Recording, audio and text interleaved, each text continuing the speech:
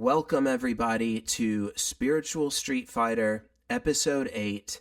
This is our second interview podcast that I've done, and today I'm so happy and honored to have with me as a special guest the Canadian Third Strike / Melee player, Matteo. What's going on, Matteo? How's it going, guys? It's a pleasure to be here. Poe and I have talked a lot over the last 2 or so years since we met at EVO 2024. So I'm excited to, get into some nice deep topics, specifically about mentality, and see where we can go from there. I love that, man. Yeah, we had quite the meeting at EVO where we ended up teaming in the Hawaii Suite team tournament. That was a whole lot of fun. Yeah, that was it was unplanned as well, because initially it was supposed to be Shakunatsu or Zed, myself, and the letter H, but the letter H had to drop out. And so we were scrambling for a teammate, and you happened to be like, you know what? Hey, I can do it, guys. And that was an interesting experience, going into the kind of like the den of the lions as, maybe not the most strong players in the room, and, trying to do our best to at least catch a win here and there, which I think we did our best at the time, especially yourself, Poe, and Zed too. It was really fun, and yeah, that room was like, it was basically it was like the top, 40 players from the 1100-man Third Strike tournament just in that room, and then like the streamer was Alex Valle, and I don't know if you remember, but like Gutex came in at a certain point. Yeah, that was definitely like the it spot, on that Sunday. That was a lot of fun. Well, we can talk about that more later. I would love for you to just tell the audience a little bit about how you got started with fighting games. You have a pretty cool story, and you're pretty new to Third Strike, but you've played a lot of fighting games over the years. And yeah, just how did you get into this whole thing? Yeah, for sure. So I think the best way to describe it would be to go back to when I was about maybe 9 or 10 years old, and I had a Wii, the Wii console, right? And the Wii had the virtual console as a bunch of emulators, and one of those games on there was Street Fighter 2: The New Challengers. And so before I even knew about that game in particular, or really cared about Street Fighter, I watched a lot of task videos, and I came across a Street Fighter 2 Turbo task video, and it was specifically of Akuma playing on that, right? Yeah, and at the time I didn't realize he was like a special character or anything like that, or he was only in that specific version of Street Fighter. So 9 or 10-year-old me, when I end up looking through the Wii Virtual Console section and seeing all the titles, I saw there was Street Fighter 2, and I went, oh man, that game's got Akuma. I want to play as Akuma. I think he's so sick. He's got some cool combos. He's got, the air fireballs, all this stuff, right? And so I bought that game. It was like 1,000 points or whatever, so like $10 at the time, I think. Booted it up, and then I'm trying to play as Akuma. I look at the character select screen. I don't see any Akuma, and so I go, okay, let's go to the internet. And at that time, I'd have to share the computer with my 2 older brothers and my parents, and so I didn't have much time to actually look at how to play as Akuma. So I looked it up, and I see, okay, yeah, I can play as Akuma if I do this thing where I wait here and then do this and do that. And so I try, and I go, wait, this is not right. There's different characters here. It looks different. And I soon realized, I can't play as Akuma, right? And so I was kind of disappointed, but I was like, okay, this is fine. But in the back of my mind, I still really wanted to play as Akuma. So years went by. This was probably 2010 at the time, maybe 2009. So I was pretty young. And it fast forward to around 2012, 2013, I end up seeing a trailer for Street Fighter 3, the online edition. And, the knock you out. And I was like immediately hooked. I'm like, this game looks crazy, right? The trailer looks crazy. It had online play. And I had an Xbox 360 at that time. So I was like, okay, I can play this game. And then I see in the trailer, I'm like, you could actually play as Akuma now. And so I downloaded the game, started playing as Akuma a little bit. on pad. And so I played for. I tell people that I played, pretty much started 2 years ago, February of 2024. But that is a little disingenuous. But the reason I say that is because I did play a little bit of OE from 2013 to 2014. But I didn't know what I was doing at all. I could barely do combos. I couldn't do a DP. So I actually ended up picking up Urian for a little bit. I got a fight stick, and even then I was like barely able to play the game. The best combo I could do was I would do, down like a forward throw with Urian or a back throw, and then I do the light Aegis, and then hope to God they didn't quick rise, and then get that mid screen unblockable. And then I kind of stopped playing from there around 2014, and I picked up Melee because my brother had been playing Super Smash Brothers Melee since about 2006. And he was telling me, hey, you should pick up this game. Documentary just came out, etc. And so I started playing that and pretty much played Melee, competitively until 2024. So almost basically over 10 years. And then finally came back to Third Strike when I was more or less done with Melee, kind of burnt out with everything. We could talk more about that a bit later, but I was burnt out with the game a little bit. And Evo ended up having Third Strike, and Shakanetsu or Zed, who I talked about earlier today, who we team with at the Hawaii Suite. We've been friends for a while, and he's been telling me to play Third Strike for over 10 years, since 2015. And so I finally was like, okay, yeah, I'll pick it up again. Let's play.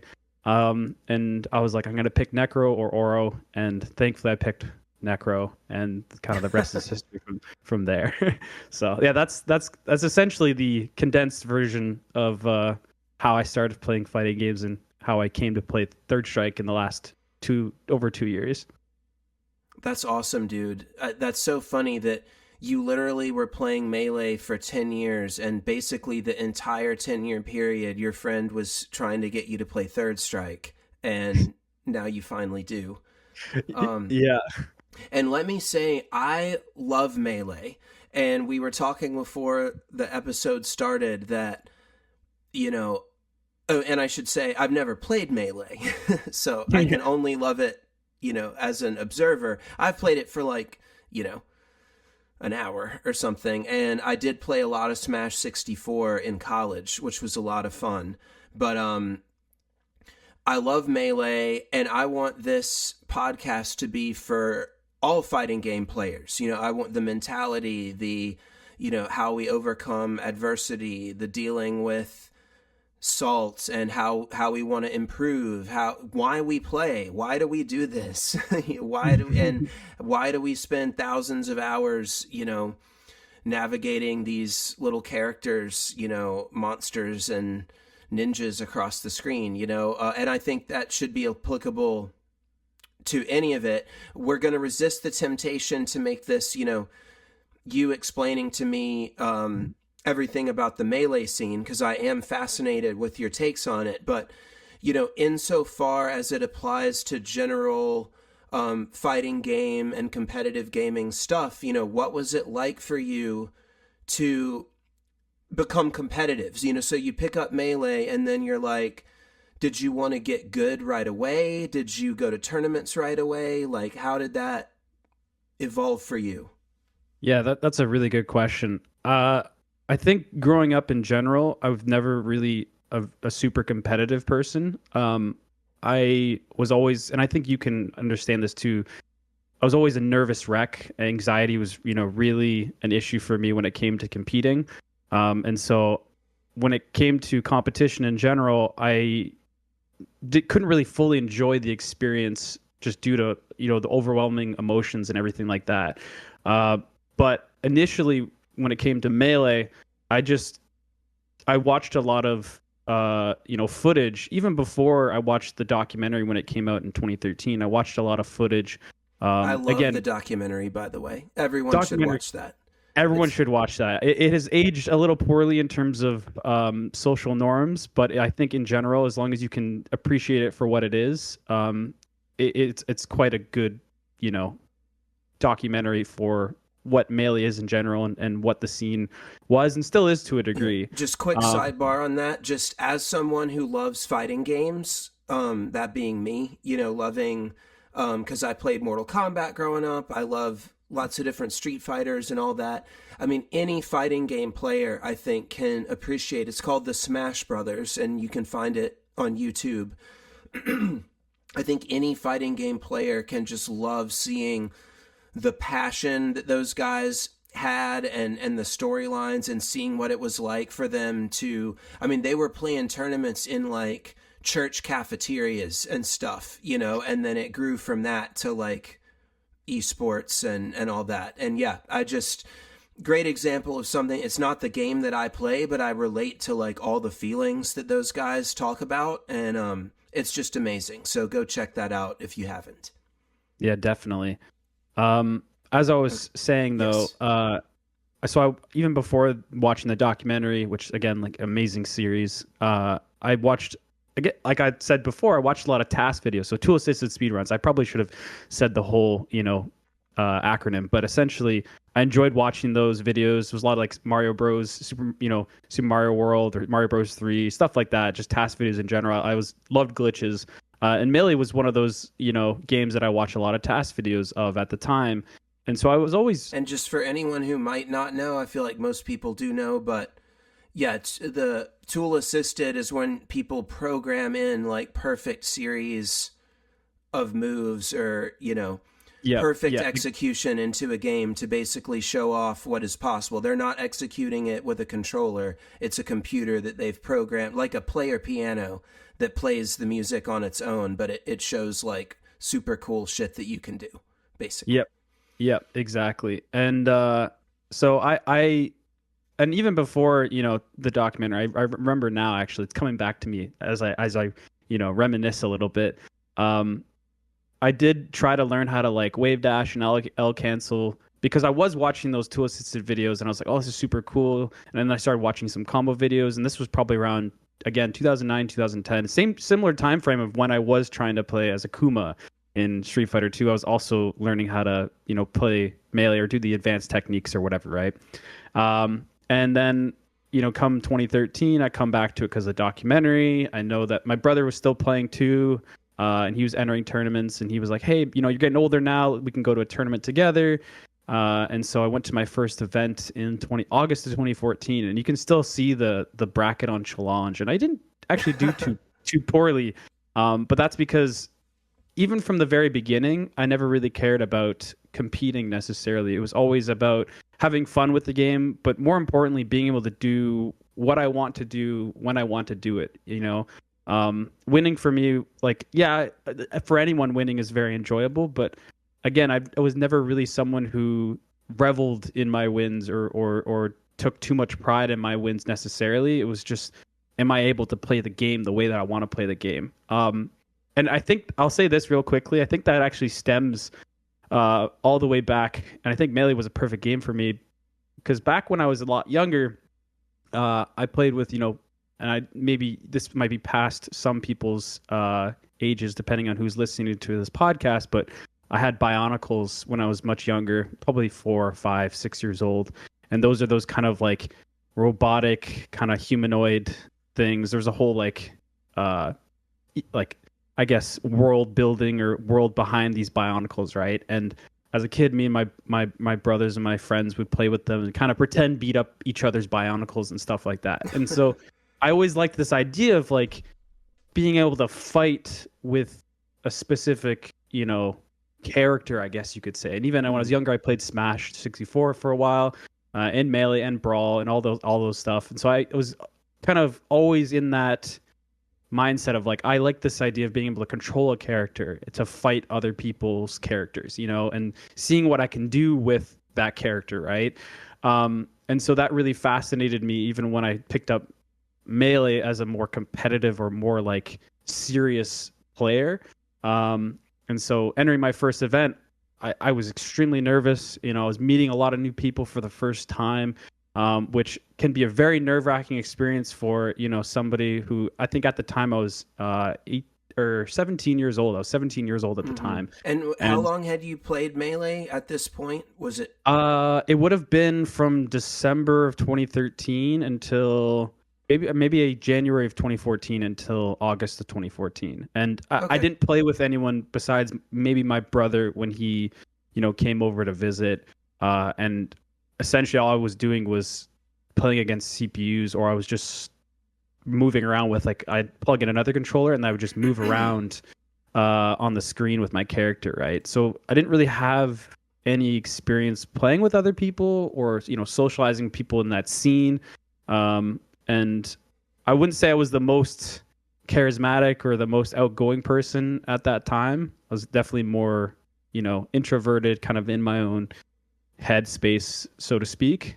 So going to my first event, it was kind of nerve-wracking talking to all these people who, one, I'd watch them play and be like, wow, these guys are super cool. So there was a little bit of like, being starstruck by just the way that they play the game, them being older in general. I was probably one of the younger kids there. Most people were in their early 20s or mid 20s or even almost 30 at that point. And so just kind of experiencing that for the first time was a bit much. But even then, when I sat down to play, I just, my whole goal was just, okay, I want to play how I want to play, do what I need to do, right? I wasn't caring too much about the win. I was just focusing mostly on like, can I control my character? Can I do what I need to do to play the game? And at 17, that was your mentality.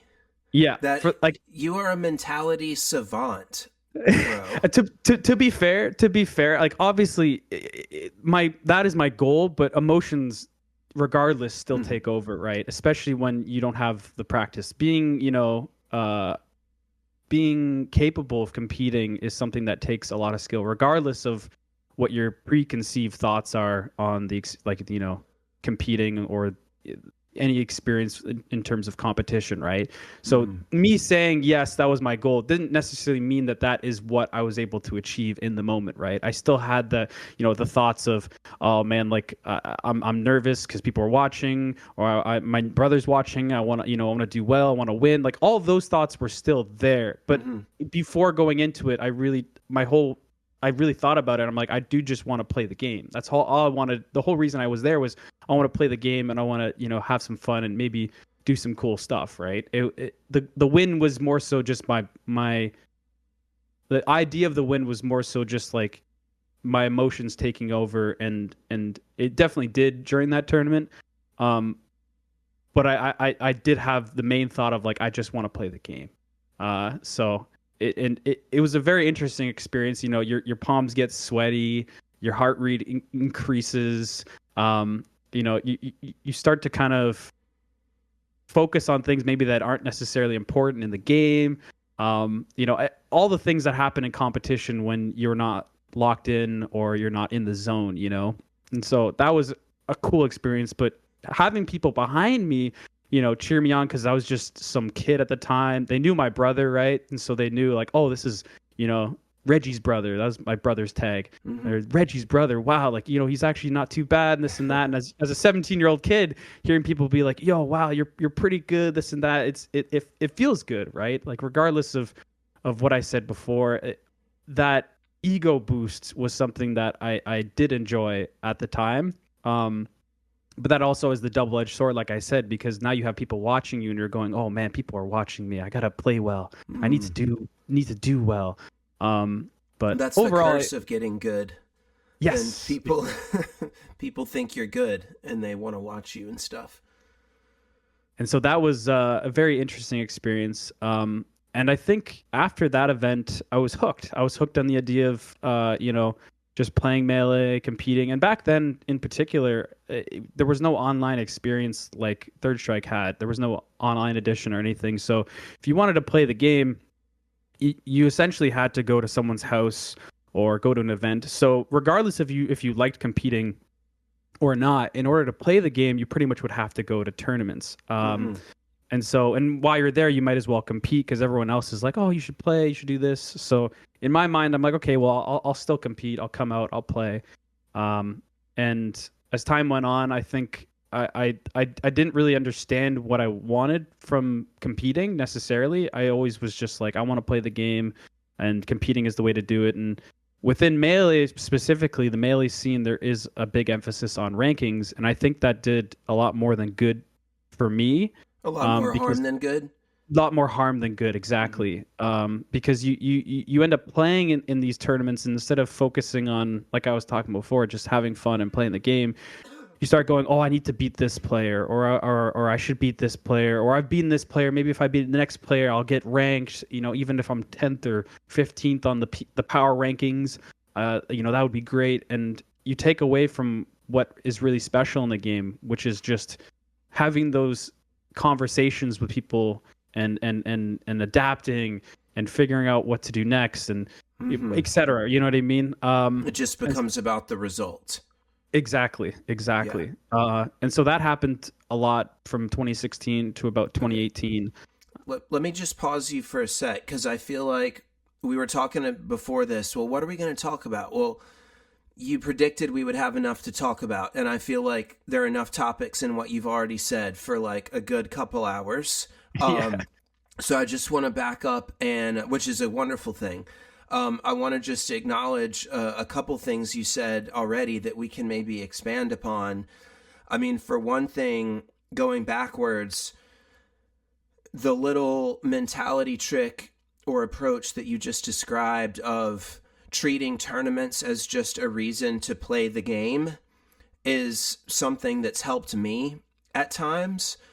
Because, yeah, like there are casual sessions and stuff like that, but for the most part, especially with like traveling and getting to play different people, it's going to be tournaments that's where you go to play. And I think for me, when I've become too obsessed with results, trying to think of it as like, hey, the tournament doesn't have to be the main thing. Like, this is a weekend of playing fighting games with my friends. Like, that's number one. Like, I'm going to get to I'll play way more games in casuals than in tournament. Let me just focus on enjoying playing the game. And then, yeah, the tournament's also something that happens, and hopefully it goes well. But yeah, whether we like it or not, tournaments is like the main source of getting people together. And yeah, I just really appreciate that mentality of kind of treating the tournament as more just like a celebration. I've heard Daigo, I know you read Daigo's book also. Mm-hmm. He talks about the tournament as just like a stage for you to showcase your skills. It's almost like just a celebration of the game. Like, we're all here playing, and then the tournament is just kind of like an extra celebration of us being here to play, which I think is pretty cool. That's why I've always had a lot of respect for players that might not necessarily do what's optimal, but they will find or they will execute in a way that still gets the result that's necessary, but it's in a cool way. And I really appreciate that, because they're highlighting kind of the best aspects of the game that we're playing at that time. You could be very surgical and methodical and precise in terms of the way you operate in the game, but the people that end up going, screw that, I'm going to play by feel, I'm going to do something that's a little bit quirky here, just to kind of like, that's the way I like to play. But at the end of the day, they end up showing that extra sauce that is why we enjoy playing that game in the first place. And so I like, that quote by Daigo where, it's kind of the show of skills. I like to take it one step further, and I like to, have tournaments be that itself, show of people's skills, but also kind of like a love letter, so to speak, to an appreciation of the game by showing what the game is capable of, what is actually capable by players in this game, under these circumstances, right? And so that's why I've always enjoyed people that don't necessarily care for the win, and they just want to play the game that they want to do. Like, they want to play the game how they want to play the game. It's always a very fascinating experience to be a part of. Yeah, man.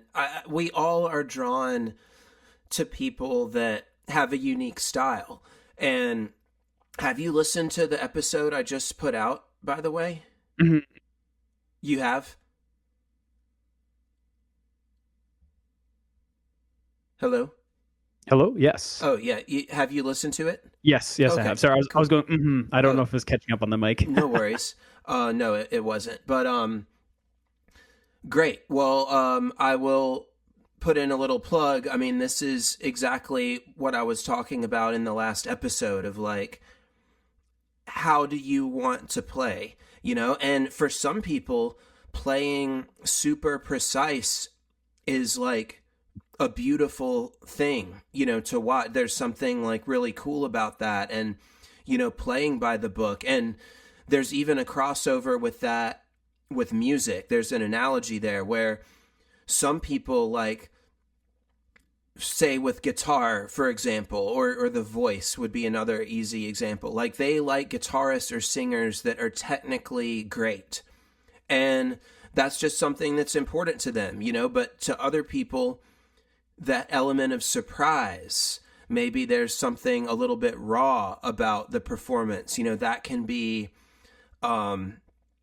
really exciting to people. And fighting games give us such an opportunity to figure out what we like. You know, how do I want to play this game? You know, what things do I, you know, what style do I want to have? And like you said, what are some maybe lesser known techniques? Some, you know, what can I show people that maybe they haven't seen before? What can I discover that I haven't seen before? And it's really cool. So yeah, that was the last episode, Steve Prefontaine and the Philosophy of Style. Check that out if you haven't. I know, you know, I talked about Queege, who you know from Toronto. He's got a crazy aggressive style that he's admitted might not be like the literal best style for always winning, but like he wins a whole lot and he does it in a way that's so exciting, right? Mm-hmm. I think the best way to think about, you know, how players like Queege play is that instead of going for traditionally what majority people would probably say is like the optimal thing to do, he'll instead do things that are more layered, like in terms of options, to a degree. And specifically, probably, you know, a lot of people know he loves to do his DEDs or the dead OS, right?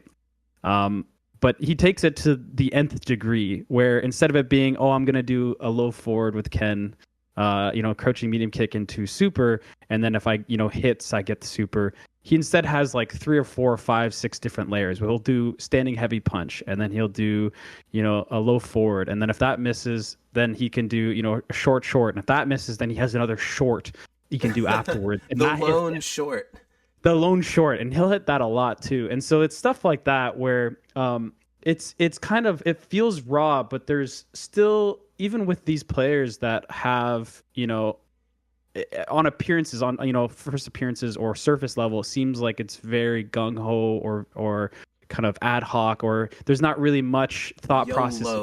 YOLO is the best way to describe it.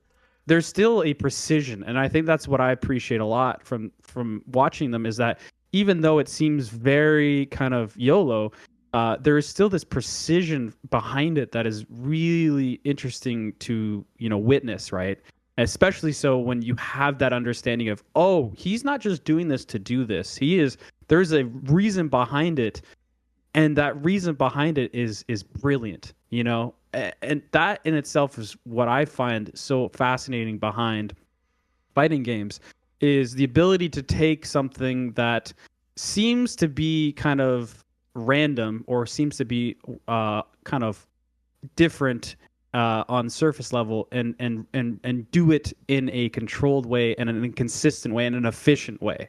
You know, it's kind of, like you said, analogous to music to a degree, or to playing, you know, certain instruments or singing, where the ability to have that kind of avant-garde way of approaching, you know, your discipline and doing it in a way where it's consistency. And I personally, I think consistency is something that is very highly, I respect it a lot, like because it's something you personally value a lot.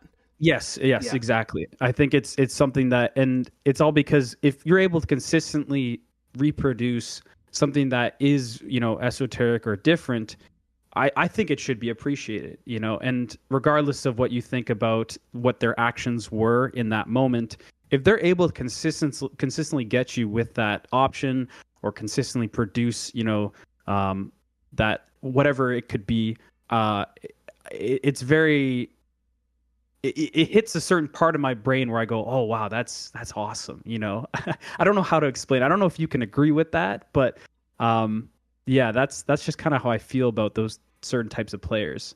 Yeah, well, going back to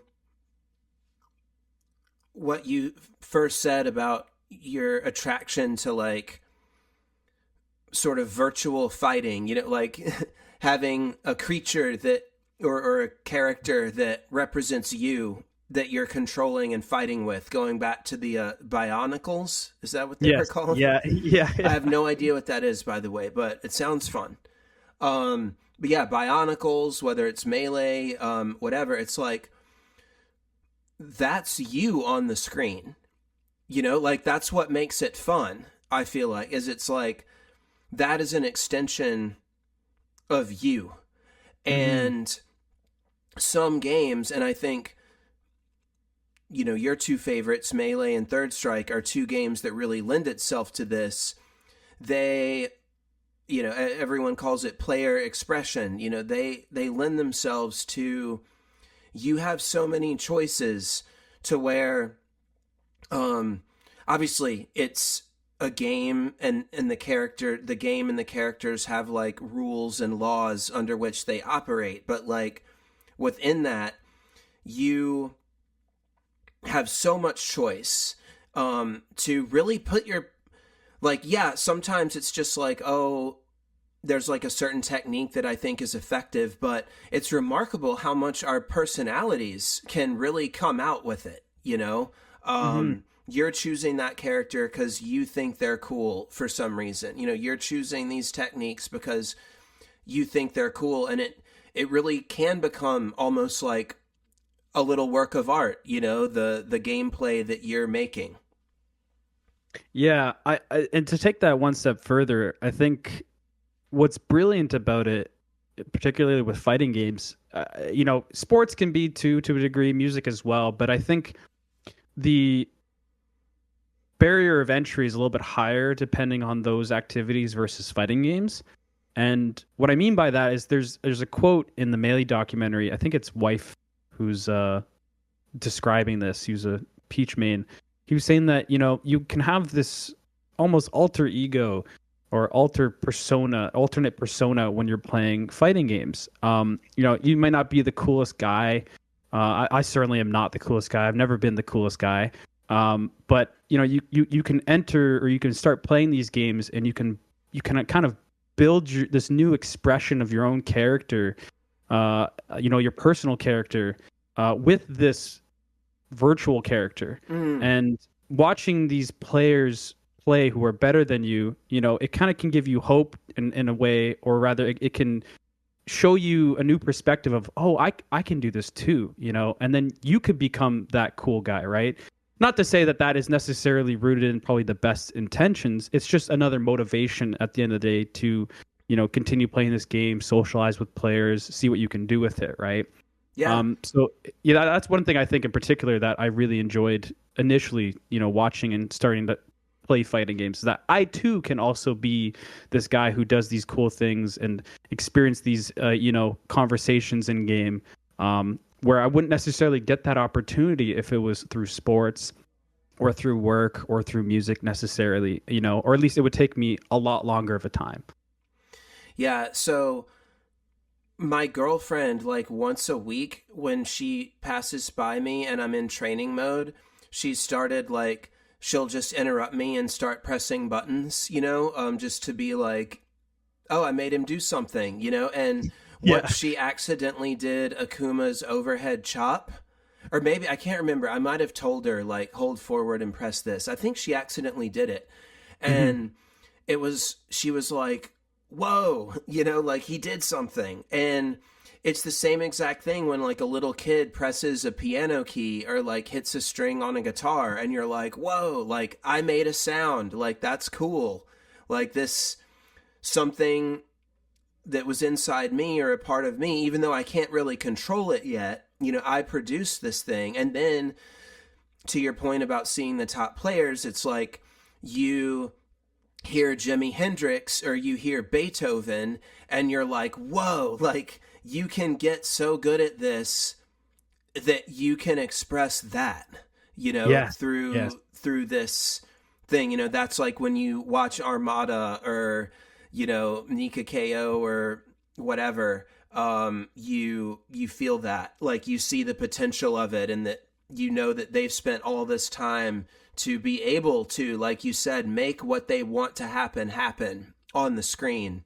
And there's something inspiring about it. Yeah, it's I've thought about that actually recently. You know, just kind of before we had this idea, or you invited me onto the podcast, I was looking back on my experiences with you know, Third Strike initially, then Melee, then back to Third Strike, and along the whole way, I've always had this kind of hopeless, and I don't mean hopeless genuinely speaking, but it is a little bit hopeless because, you know, the idea of like I can do these things, right? And a better way would be more so this kind of determination is probably a better way, a hopeless determination to be able to do the things that I see these other players do. Because if I had, you know, taken the time to, you know, think the opposite, where I can never do this, I'll never do this, I wouldn't have been able to get to the point in Melee and Third Strike to be, you know, you know, a strong enough competitor or strong enough player, and probably would have quit the game a long time ago. And it's not for the reason of, oh, you know, now I'm better at these games and I can do what I want. However, it's actually the alternative. It's the fact that I probably would have missed out on all these social events, all, you know, socializing with players and building this, you know, support system that is now one of my strongest support systems I've ever had. You know, I have friends that I met through Melee that I've known for over 10 years now and are my best friends, and I can call on them at 3 a.m. or whatever to be like, hey, you know, I need some help, and they would come and they would help me, right?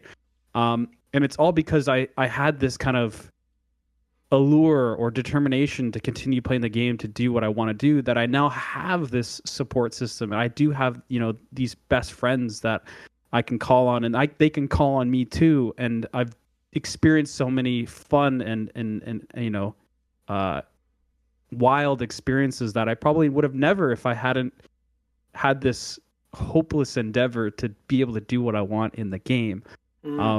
So that, at the end of the day, for me, is really what I'm, you know, very happy with myself to, you know, continue that. Like, I'm very happy that I continued to play the game in the way that I did, because I probably wouldn't have this amazing network of people, and continuing to grow as well. You know, over the past even 2 years, I've met so many people throughout the Third Strike scene that if I hadn't taken it as serious as I did, where I traveled and, you know, I met these people and opened myself up to it as well, I wouldn't even be having this conversation with you on this day, right? So I think that's the biggest thing. You're really right. It's like, whoa, man. So at the end of the day, like, as much as it is lovely to be good at this game, it's you've got to kind of stop yourself to smell the roses, so to speak, to remind yourself, okay, yes, I want to play this game to get better, to do what I want to do, but and you've touched upon it before, again, with Billy Kane. You know, it's to understand kind of what you want with the game, but to remind yourself that, like, there's more than just the game itself. You know, the people that you interact with, the connections you make, those at the end of the day matter a lot more. So as long as you can continuously remind yourself that that's the case, I think, one, you'll enjoy the game a lot more, because even if you bust her out in tournament, you can go and you can have a laugh with your friends, you can play some casuals, whatever. And two, you keep yourself grounded in things that truly matter, right? Because the game itself is just an avenue for expression, like we've talked about. It's an avenue to, you know, test your abilities, stuff like that. But at the end of the day, there is no like ability to play this game and to experience those moments without the community, right? And so that's one thing I've really tried to solidify further in my psyche in terms of the way that I, you know, move, like, operate in my day-to-day life, or especially in the scene, is that, you know, it's the people that matter more than it is necessarily the game. Dude, so much great stuff in there. Like, it's so cliche, but it really is the journey. And you hear a lot of top athletes and great coaches. I know my guy Nick Saban from Alabama, greatest football coach ever. When he Mhm. retired, it's like you miss the practices, you miss the routine, you miss the staff meetings with the guys. Like, yeah, holding the trophy is cool, but it really is the journey. I mean, I've been to Japan for this game. Like, that's so crazy to even say that out loud. And like, just saying I've been to Japan, like, yeah, going to Japan is cool, but it's not just like, oh, I checked off a box that I went to Japan. Like, I lived it. I met all these amazing people that I never would have met otherwise. Like, all the domestic travel, all the friendships, all the, late night calls, texting somebody like, dude, I just lost to so and so, and like, I had it, but I choked and I'm so upset. And then they like talk you through it. It's these moments along the way, because the results, they're gone as soon as they come. Hmm. Whether you win or you lose, it's over. And to be honest, most people, I might have shared this, I did, with Billy Kane. Like, I remember when I won my first local, it was such a big deal to me, man. And I played Mutant XP in grand finals, and I was on winner's side because he'd been upset.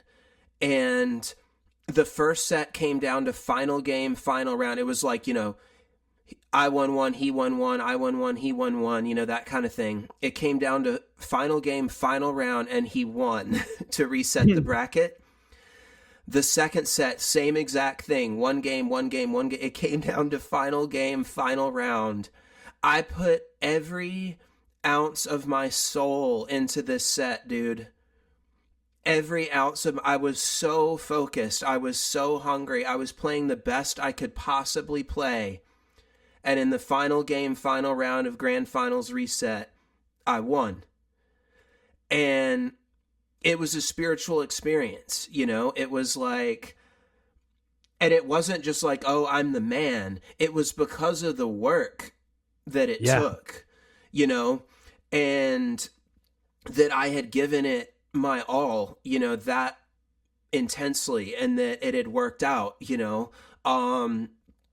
and I think in sets like that, you have to say there's beauty on both sides too. Like, even when I've lost sets like that too. I lost to the Nam in Southeast Throwdown on final game, final round, final hit of grand finals reset once. And it was so painful, but it was also like, you know what? That was pretty fucking cool. Like, we both just laid it all on the line, But anyway, the point that I was actually going to make originally was, I thought it would be like such a big deal, and it was to me, in that moment.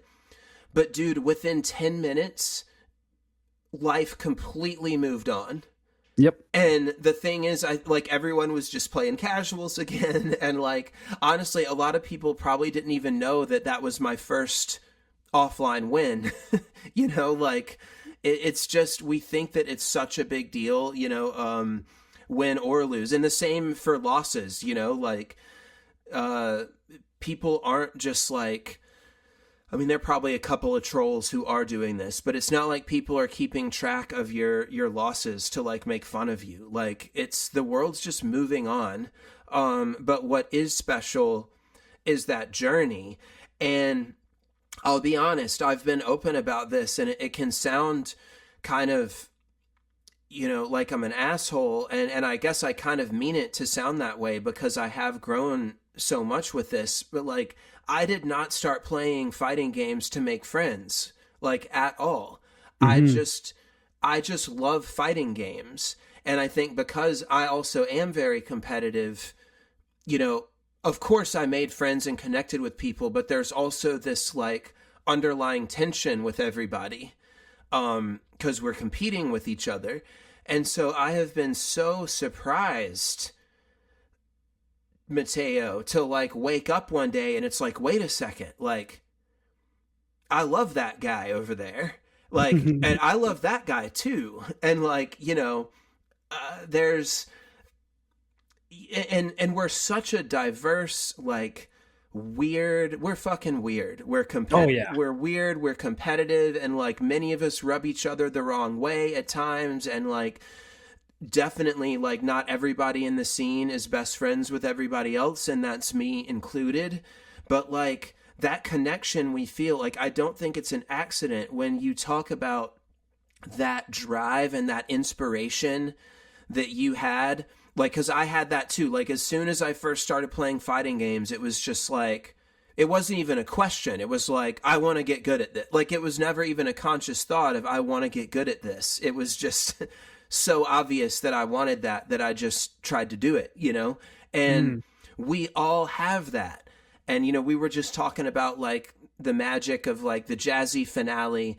I mean, just when I'm in that room at the jazzy finale, whether we're good friends, whether we enjoy having conversations, whether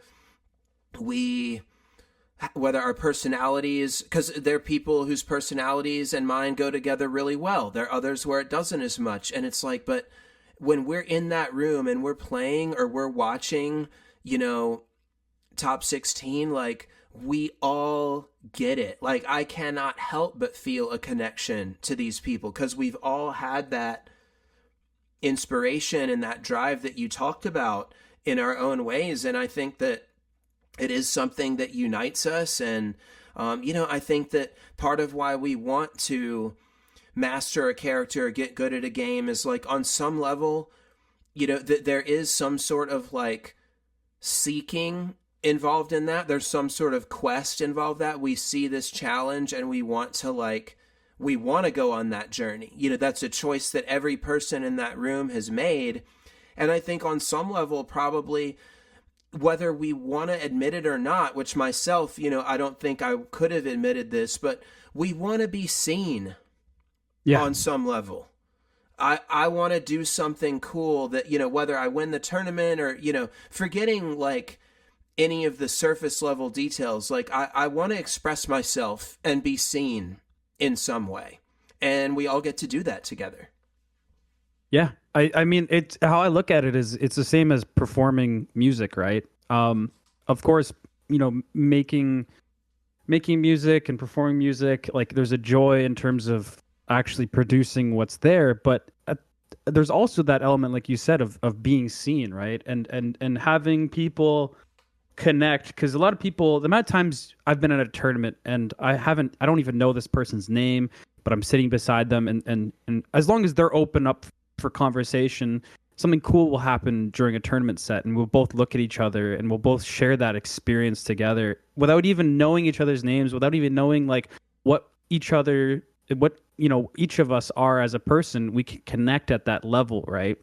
And I think that's a beautiful experience that isn't talked about enough. Is that like you described, that shared experience, whether it is spectating, whether it is competing, whatever it can be, right? We all have, to a degree, a shared set of values that we can all kind of connect upon. And I think that in itself is what keeps a lot of people in the scene, is the ability to connect with other people, whether they think about that or not. It is a very prominent feature of going to these events, is that human connection. Because a lot of people I know, and I've talked about it a lot more recently too within our own community, because we recently, we had a shared space where we called it the warehouse, and it was a commercial unit where we could have a few cabs, have people play in a public space. But unfortunately, we lost that recently, and a lot of people are describing their experiences now on Fightcade, and they're going like, I don't even want to play this game anymore. The entire experience has changed to a point where the game itself isn't enough to keep the person there, and we've always been a big, believer in keeping the peace to a degree, but allowing people to still express themselves in a way that they feel is enjoyable within a community setting. And kind of, I want to talk about that a little bit more maybe eventually, but trying to actually balance all of the people, like the personalities of everyone within the community, it can be very difficult. But I think it's the most important, because the instant you lose that one person, like you were talking about with the coach, once you lose that, the entire experience can be different. The whole room, the whole aura or vibe of the room can change if that person isn't there anymore. And the alternative can also be true, where if that one person is, bad news or isn't a good fit for the community, it can also completely ruin the experience for a lot of people. But I truly think that majority of people can be talked to, or at least you can have a conversation with them in order to get them more in line with what the experiences should be within a shared space. And that, we've had a few conversations with people in our own scene, I won't say names, where we've had to be like, hey man, like that's not cool. And as long as you, as a community, especially the major players like myself, Zed, Queej, stuff, Etel, Dan, like as long as those people are showing the rest of the scene like, hey, this is how we should operate, this is how we operate, majority of people are more than willing to be like, you know what, this is cool, I like this. They might not shit talk like they would otherwise. They wouldn't, maybe be as egotistical, like, and we'll say, like, we'll be outright, we'll be like, hey man, like you need to relax, like you're getting a little too angry, and maybe not initially they'll be receptive, but over time they see like, hey, these guys are having a good time, these guys mean well, they want to improve at the game, and soon their personality starts to adjust, whether it is legitimately or not. It ends up changing the foundation of the community itself on a social level. And that in itself is, I think, very important. And a few scenes don't necessarily have that. And it kind of shows, especially within like Third Strike community and especially in the Melee community. But all it takes is just having that foundation of people going like, hey man, like let's keep it to the game. Let's keep it to what's important. Right. And building kind of relationships off of that makes it so that those people that would have been turned off by those other individuals being poor sports are now more than willing to continue playing the game. And not only that, but actually grind the game. And over time, you get to see their improvement. And it kind of brings a joy to yourself, at least myself in particular, seeing all the other players improve.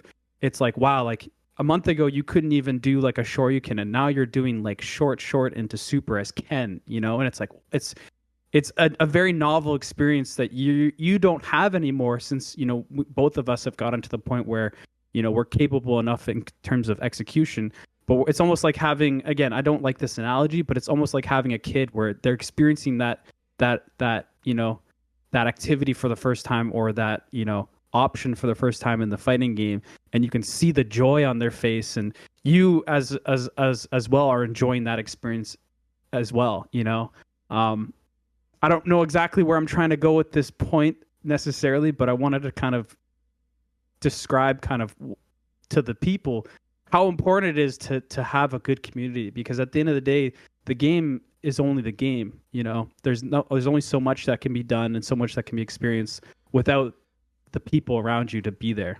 Yeah, I mean, and even if, like, to take music for an example, like even so like Beethoven was kind of a hermit, right? And he was kind of that stereotypical artist, kind of unhappy perfectionist hermit. But he performed those pieces for people. Like it's like if a tree falls in the forest, or if Beethoven writes his Ninth Symphony, or if you if you do the Daigo parry with a sick punish, but there's no one there to see it, like, does it matter? Like these things matter, even if we're just talking about the game itself. It matters because we're sharing it with somebody. And yeah, I mean, there's so much there to talk about. Like, I love that you guys, it sounds like you're being leaders in the scene, and we need leaders. every community needs leaders, and there's lots of different kinds of ways to lead. You can lead by telling people, hey, you're getting a little too angry and it's making people uncomfortable. You can lead by doing practical things like setting up the venue and making stuff happen on a practical level. But yeah, we need leaders to sort of form the norms of a community. And something that I got from what you said is, like, we are all different. And Billy Kane and I talked about this a lot. I mean, for some people, trash talking is really offensive, but to other people, if you don't trash talk some, it's like, man, are you you just have a stick up your ass, and those are both valid. Those are both, like, in their own subjective ways, you could say that they're valid. And I think the trick is to kind of keep things from getting too extreme in either direction. It's like we have to meet in the middle somewhere. Like on a 0 to 10 scale, trying to keep everything between like a 3 and a 7, because if every time someone, like if someone loses a game and they say like, oh, that was bullshit, and then you want to like ban them for poor sportsmanship, that's like too extreme. But then if somebody wins a game and gets in someone's face and is like, fuck you, you fucking piece of shit, like, yeah. And they're not joking, like, that's also too extreme, so you have to keep it, kind of find a balance and a middle ground. And as someone who can be like a black and white thinker and a perfectionist, that's not easy to find compromise. Yeah, I think that the biggest thing in particular that, again, like, I don't like the word leader necessarily, because I don't want to be. I want to have Third Strike be a communal event. Augustus Caesar said too. He denied that he was the emperor of Rome. He was just a guy, man, who just happened to control everything. But anyway, dumb history joke. No, but it's as it's very topical though, and it is a funny way to say, because regardless of what you think you are as a person, like, we are leaders in our community, but I don't want it to be viewed as such, because at the end of the day, like, I don't want it to be this weird power dynamic where it's like, oh yes, we have control because we have the cabs and the space and we run the community. It's like, no, we just want to do this because we want people to come out, right? And I think overall we're doing a decent job in terms of creating that communal space, because at the end of the day, we make it very clear that the game is there, but we want people to socialize. If we did potlucks, we told people to bring food. We had a separate space in the warehouse where people can just relax and talk. Like we did a lot of communal stuff, like Teams events and stuff like that. Like, the whole goal was to make it so that, hey, like, yeah, we're here for the game, but we want it to be that, we're actually just here for the people, and like, Queej is a perfect example of that. Like, there's so many times where he's playing and he will just go over and he'll say to someone, like, hey, you can do this instead, or hey, you can do this instead, or he'll run like, kind of like Queej coaching sessions, so to speak, when we had the player mics. And, Queej has said a few times, like, and I'll say this because I think it's relevant to the point, but he said, like, like, I don't necessarily get the best practice from coming to the warehouse, which is true, right? Queej is a very strong player. Not that ranks necessarily matter, but he's been S rank on Fightcade a lot of times, and he could, message however many people or play a lot better quality of players online than offline. But he knows, and he's expressed himself, that it's like, at the end of the day, that doesn't really matter. Like, I could be at home grinding, playing, getting better, in my own way, but for what?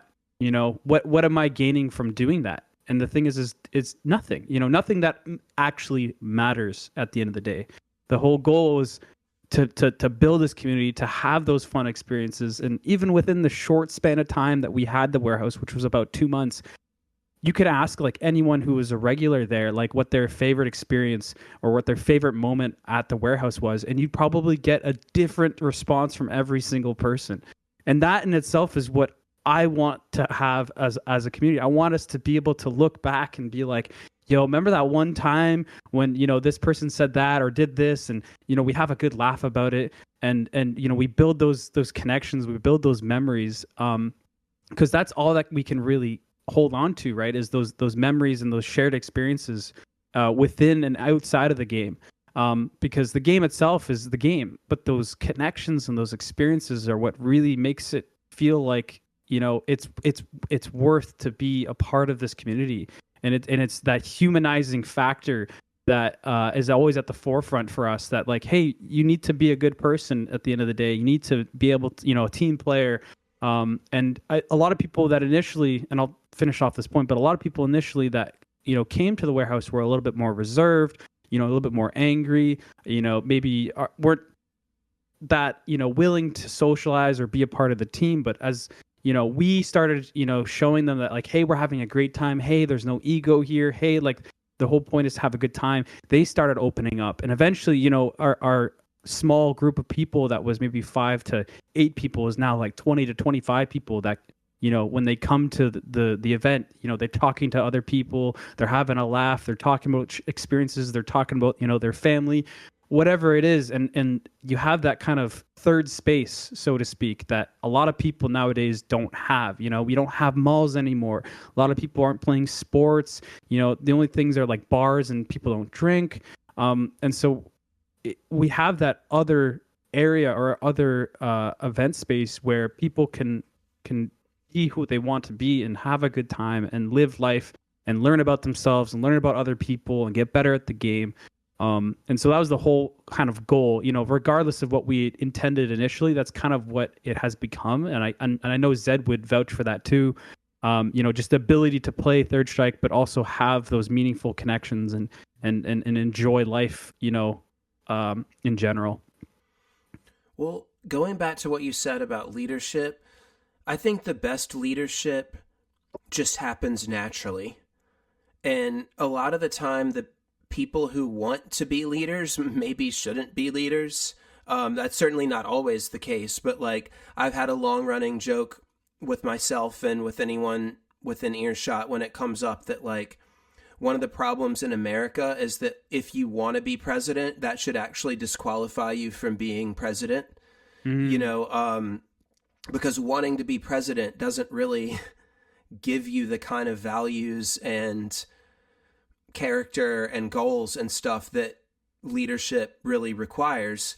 And yeah, in my experience, I mean, of course, there's nothing wrong with setting out to like lead something, but it's like in some ways it just kind of happens naturally. Like, I don't think you guys weren't just like, okay, we're going to, set out to run the Third Strike scene in Toronto, and it's going to be our way. And like, okay, boys and girls, you're in the warehouse now, you're in our world now. Here are the rules. Yeah. It wasn't that at all. It's just like, we love playing Third Strike and we want more people to play, and we have this passion and we have the means to maybe take some action, and you're just the people who happen to be willing and able to do it, to take that action. And yeah, I think the best leadership just kind of happens naturally and authentically, and I think that you're doing that. And like I said, there are lots of different ways to lead. I'm sure you have, like you said, Queej, he's teaching people the game, right? Mm-hmm. So he just like naturally fell into that, which is beautiful. To that point, I don't want to knock, grinding hard competition also, because like I think if you have a big tournament coming up, or if you do want to be like a professional Street Fighter 6 or Tekken 8 player, I mean, by all means, you need to spend a lot of that time, or like if I've got a big tournament coming up, that whole week I'm probably going to be trying to play the toughest people I can and, really focusing on that. So I think there's a time and place for it, but like you said, it's not everything. Yes. There's so much more. And I've had the privilege of, in fact, let's shout out Eddie. I ran into Eddie, your Toronto Ken player. Like, we happened to meet on Fightcade, and like we just kind of connected chatting, and I started trying to help him out with the game a little bit. And like once every couple weeks we'll run a set and like talk about it, and it's so nice.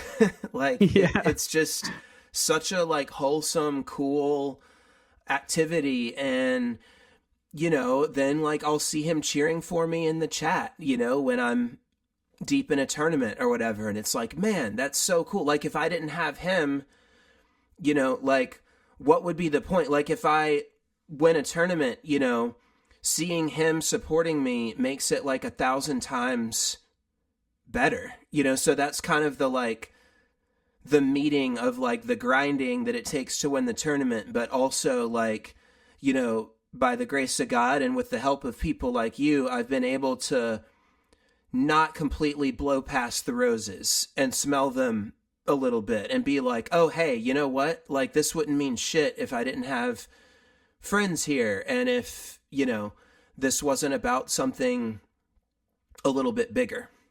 Yep. No, 100%. It's like I said before, it's like not getting lost in the sauce, so to speak. And the biggest reason why is because at the end of the day, like the whole point of why we play Third Strike is we want to have fun. That is the whole experience behind fighting games in general, is to have fun. And so when you end up grinding a lot for these, games in particular, you end up losing that enjoyment that you once had for it. And so I find that having those connections with people and reminding yourself that, it's more than just the game itself helps ground you in your experiences of when you are grinding to get better at the game. And so when things don't go your way, you lose in tournament or you're playing off that day or whatever it can be, you're not completely burning yourself out from that mental turmoil. That's the whole point for myself and for Queej and for Zed, is that we're trying to remind people that like, hey, this game is you're supposed to have fun. And the more you have fun too, and we've talked about this before, but the more you have fun, the better you will actually get better at the game in general. And not only that, but you'll have better perspective for life, and that'll also translate outside of the game. A lot of times people who have, aggressive attitudes or, they're sore losers or sore winners, they could translate this kind of attitude of, having fun with the game and having a growth perspective to not just the game, but to also life in general. And sooner or later, they'll start to realize that, wow, like my life is not as good as I think it is, right? Or they maybe know that, but they're willing to make that change now in the game and out of the game. And all of a sudden, you have a better life experience, and you'll also get better at the game too when all your eggs are, kind of sorted, or you're doing better in life, right? So that was our another goal of ours, inadvertently, not immediately. Again, all of this, like we've said before, was kind of just secondary. Initially, when we started, running things in general, like tournaments on super guns and, eventually getting the cabs, it was more of a selfish thing. It's like, I just want to play Third Strike offline. For myself or Zed, for Queej, it's like, I just want to play Third Strike offline. I don't really care about any of these people in general.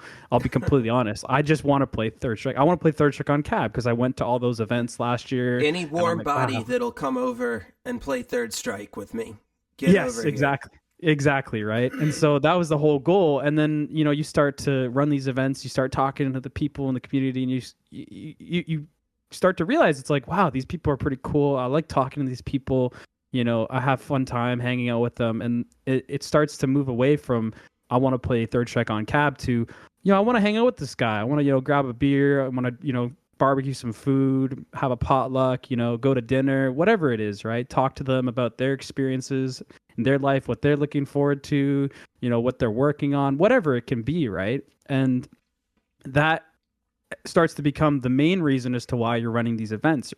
It's not, I'm running these events to play on cab. I'm running these events to meet new people and to have a good time and to enjoy life in general, And so that was kind of a really interesting experience the last few months running the the events at the warehouse. Was the kind of mentality shift from, I would just want to play Third Strike to, I want to hang out with these guys. And that was, something that I think I've always felt even before getting to the third strike scene and playing in Melee, but it really solidified it the last few months when you have that local scene. The proximity, changes, because going to Texas or going to Chicago or going to, New York or wherever, it's like, yeah, you get to play offline, you hang out with friends, you have a good time, but there's something more transient when it is your own local scene and you can see these guys, weekly or even daily or whatever, however the time frame is. It changes your perspective on like, okay, what am I actually doing this for? Like, what's the point, So that was a really interesting experience the last few months, running these events and getting to know everyone a bit more. I love that, man. It's so I do believe in God, quote unquote. I don't know what that is. I have a very vague, I don't belong to a specific religion. I have only a vague idea of what that might be. Excuse me. But you could think of it as the universe. You could think of it as, whatever. But it's almost like God tricks us into finding what really matters, in the end. It's like, you think that you are trying to just get good at a fighting game. At least this is my experience. And then I wake up one day and it's like, oh man, I've shared all these magical moments with people. I've, traveled to meet people and stayed in touch with them. I'm still in touch with a few of the players I met in Japan, and it's like, man, you kind of, that's the whole journey thing where you think it's about the result and then you look back and it's like, this experience has been amazing. And the friendships, the values, the support, even the challenges, the challenges of like having the disappointments or being able to lift up your friend or being lifted up yourself when you are struggling with the game. Like, these are the things that, we think that we're just playing a game, and the universe kind of tricks us into like all these deeper lessons and things. And I have no doubt that, I know that's true with music. In my experience, I know it's been true with sports. When I played sports, you start off with a simple passion and a simple goal, and then looking back, you're like, wow, like the universe has shown me so much more throughout this experience that I was never planning to get out of it. I never wanted to get out of it, but like, I'm so glad that I have grown in this way and had these experiences. Yeah, it's an interesting, it's interesting to be on the opposite side of it. You know what I mean? What I mean by that in particular is that when you start sports, start music, you start, playing fighting games or whatever, your whole, like we've talked about before earlier in this, conversation, is that your whole goal is, you want to play the game, maybe you want to win, whatever it is. But you're not, I can guarantee you majority of people, if not everyone, when they start playing this, they're not playing the game expecting this kind of ethereal, a series of ethereal like a relevations. Spiritual journey. Yeah, spiritual journey, exactly, right? As they continue playing or competing or whatever it is, playing music, it's not something that is on their mind or that they're even aware of will happen. And then, during the process of, experiencing those events, even then you're not really fully aware potentially of like what actually is happening, right? You just, especially if you're young, exactly, right? And then as when you get older or you spend more time with it and you start to think about it more, and you start to have these understandings of those experiences like we're doing right now, and that kind of gives you more perspective on your own experiences, your own life, what you want out of it. And it's a very almost surreal experience thinking about it, because you end up remembering things that you forgot or you thought you forgot, and then that also kind of leads you down to the other experiences that you thought you didn't remember or whatever it is. And that, even just having that, experience of remembering those experiences can change you as a person on a, profound level, right? And I think ultimately it depends though on the person, right? Depends on whether or not you're willing to sit with yourself and reflect, you know, objectively in air quotes, because everything is kind of, especially when it comes to emotion, can be pretty subjective, but objectively in terms of what those experiences were, and taking what they were and trying to understand them for something that is not a purely emotional thing, but is something that is core to your own perspective on life. And so, what I mean by that is you're looking back on those experiences and trying to understand what you could do better on them. Mm-hmm. And taking them not as, oh, I was playing bad this, or I was, angry at that or whatever. It's like, okay, why was I like that? Why was I like this experience, right? How can I grow going how forward? can I grow? How can I grow going forward, right? And I think in particular, you start to understand more things about yourself as a person and why you operate the way you do. And all of a sudden, things can start to snowball further and further, inside the game or out of the game. But it's only as long as you take the opportunity to sit with yourself and go, okay, what was I actually doing here? And being okay with having your ego bruised a little bit. And I think in particular, that's why I think community is so good, because a good community is so good, because when you're able to have that kind of social network, having those kinds of conversations about, those experiences, those revelations in particular, become a lot easier. Because now, instead of you looking back on that experience and thinking, oh, that person was judging me, or that person doesn't like me, you're able to look at it from a more healthy perspective, where, You can okay, talk it through with people. exactly Also, that yeah. as well. You can also talk it through with people, so you're more likely to have those conversations with people, have those conversations with yourself in order to improve. Otherwise, you have people and I've been there before, where you're competing or you're a part of a very toxic community, and it becomes very aggressive, even to the people within the community and to yourself when you're talking about those situations, right? And as a result, nobody grows, and if anything, you actually start to regress as a person, as a community. And what ultimately ends up happening is that you lose that community, and now you don't have people to experience new things with, experience the game with, right? So it's one of those things where growing a community in itself, bringing it back all together, was what I wanted to do, is growing that community and having a shared space where people are able to, learn and be themselves, and experience, camaraderie, is not only just important to your, the community itself, but also can be very important to yourself and whatever your journey ends up being.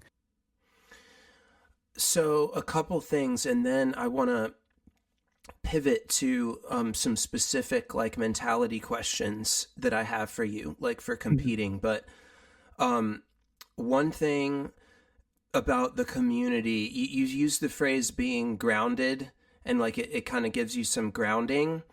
And I think that is so important for me, and something that I've had to learn in a very, I've had to learn many hard lessons about this over the years.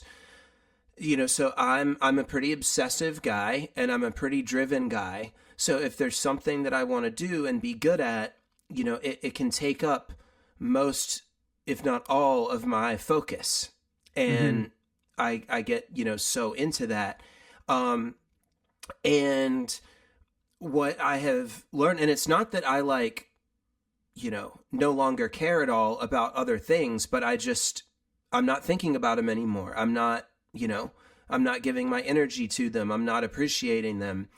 And for me, it's not limited to fighting games. Before I came back to playing fighting games, I burned myself out in music, because it was the same kind of thing. It was like all day, every day, I felt like, okay, like if every free minute I have, I should either be practicing something or making a new TikTok, or like it just became all about the results, at a certain point, and getting discouraged that, well, I'm not on the cover of Rolling Stone yet, and I'm in my mid 30s, like what's happening, and Mm-hmm. I wasn't putting enough value on other things in my life. I mean, I had friends, I had relationships and family, but there were times when I just wasn't stopping to appreciate them as much. And for me, like, it is completely counterintuitive for me. It's completely against my nature to have balance in my life.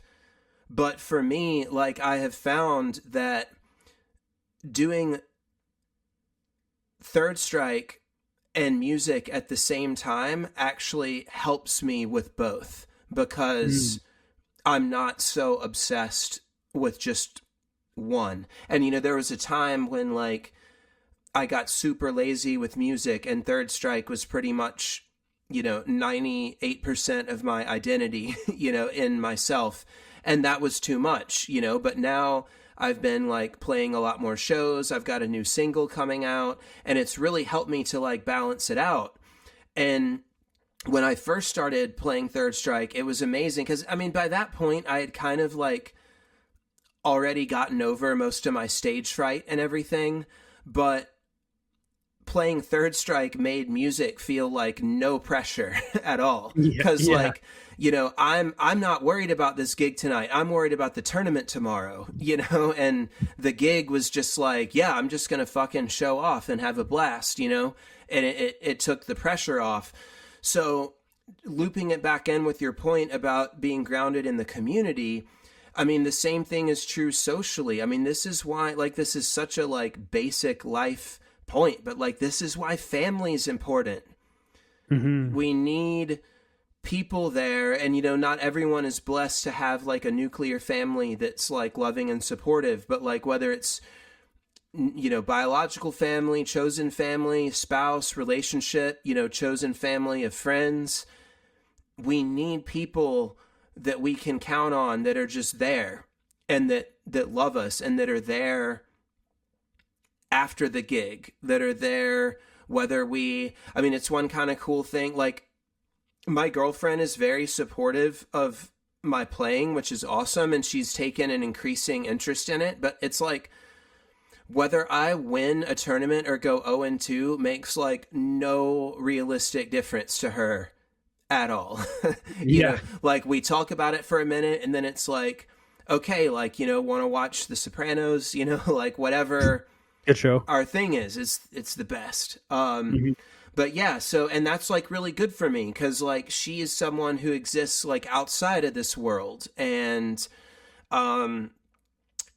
but then even within like your gaming community, for me, like having these friendships, it's so huge, because it's still a part of the gaming community, but it's like, I know that like you and me, if we go to a certain event together, and like one of us does really well and like wins, or places super high, and the other one has a disappointment, at the end of the day, like we're still friends, and we're going to talk about it, and then we're going to start playing casuals together, and learning and get better. It's like your friendship is one of a number that I'm blessed to have, where I feel like our relationship is beyond just us as competitors, and like we're not going to judge each other, we're going to support each other, and there's like a foundation, there's a grounding, there's like a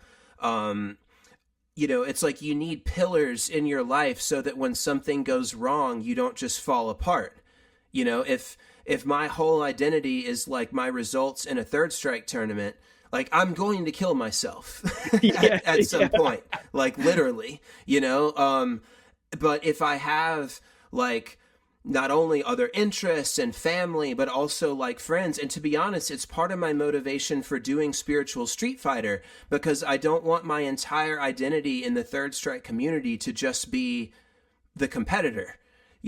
Like it's something else cool that I can contribute, and that helps me have relationships with people, and that gives my playing meaning beyond just the results, so those friendships, the community, teaching people, letting yourself be mentored, by someone else. The support, the friendships, the laughter, all those things. And then whatever else you may do, whether you're a tournament organizer or you create content, like they're all like little pillars in your gaming life, that along with the things that have nothing to do with gaming, I find it extremely helpful for taking that, like, right now, God willing, knock on wood, tournaments don't feel like life and death to me anymore. And a lot of that is because of like these pillars, that make me feel like, I've got like a stable, positive place in my gaming life that doesn't, when there's a disappointment, sure, I get rattled, but I'm not going to fall apart. And then the same is true, by the way, when you do really well. This is really important too, and you kind of touched on this. Like, it's great to celebrate your victories, but at the same time, that's just the opposite side of the coin of being really down on yourself when you lose. Like if you win and you're like, yeah, like now I'm the fucking man, then it's like when you lose, you're not the man anymore.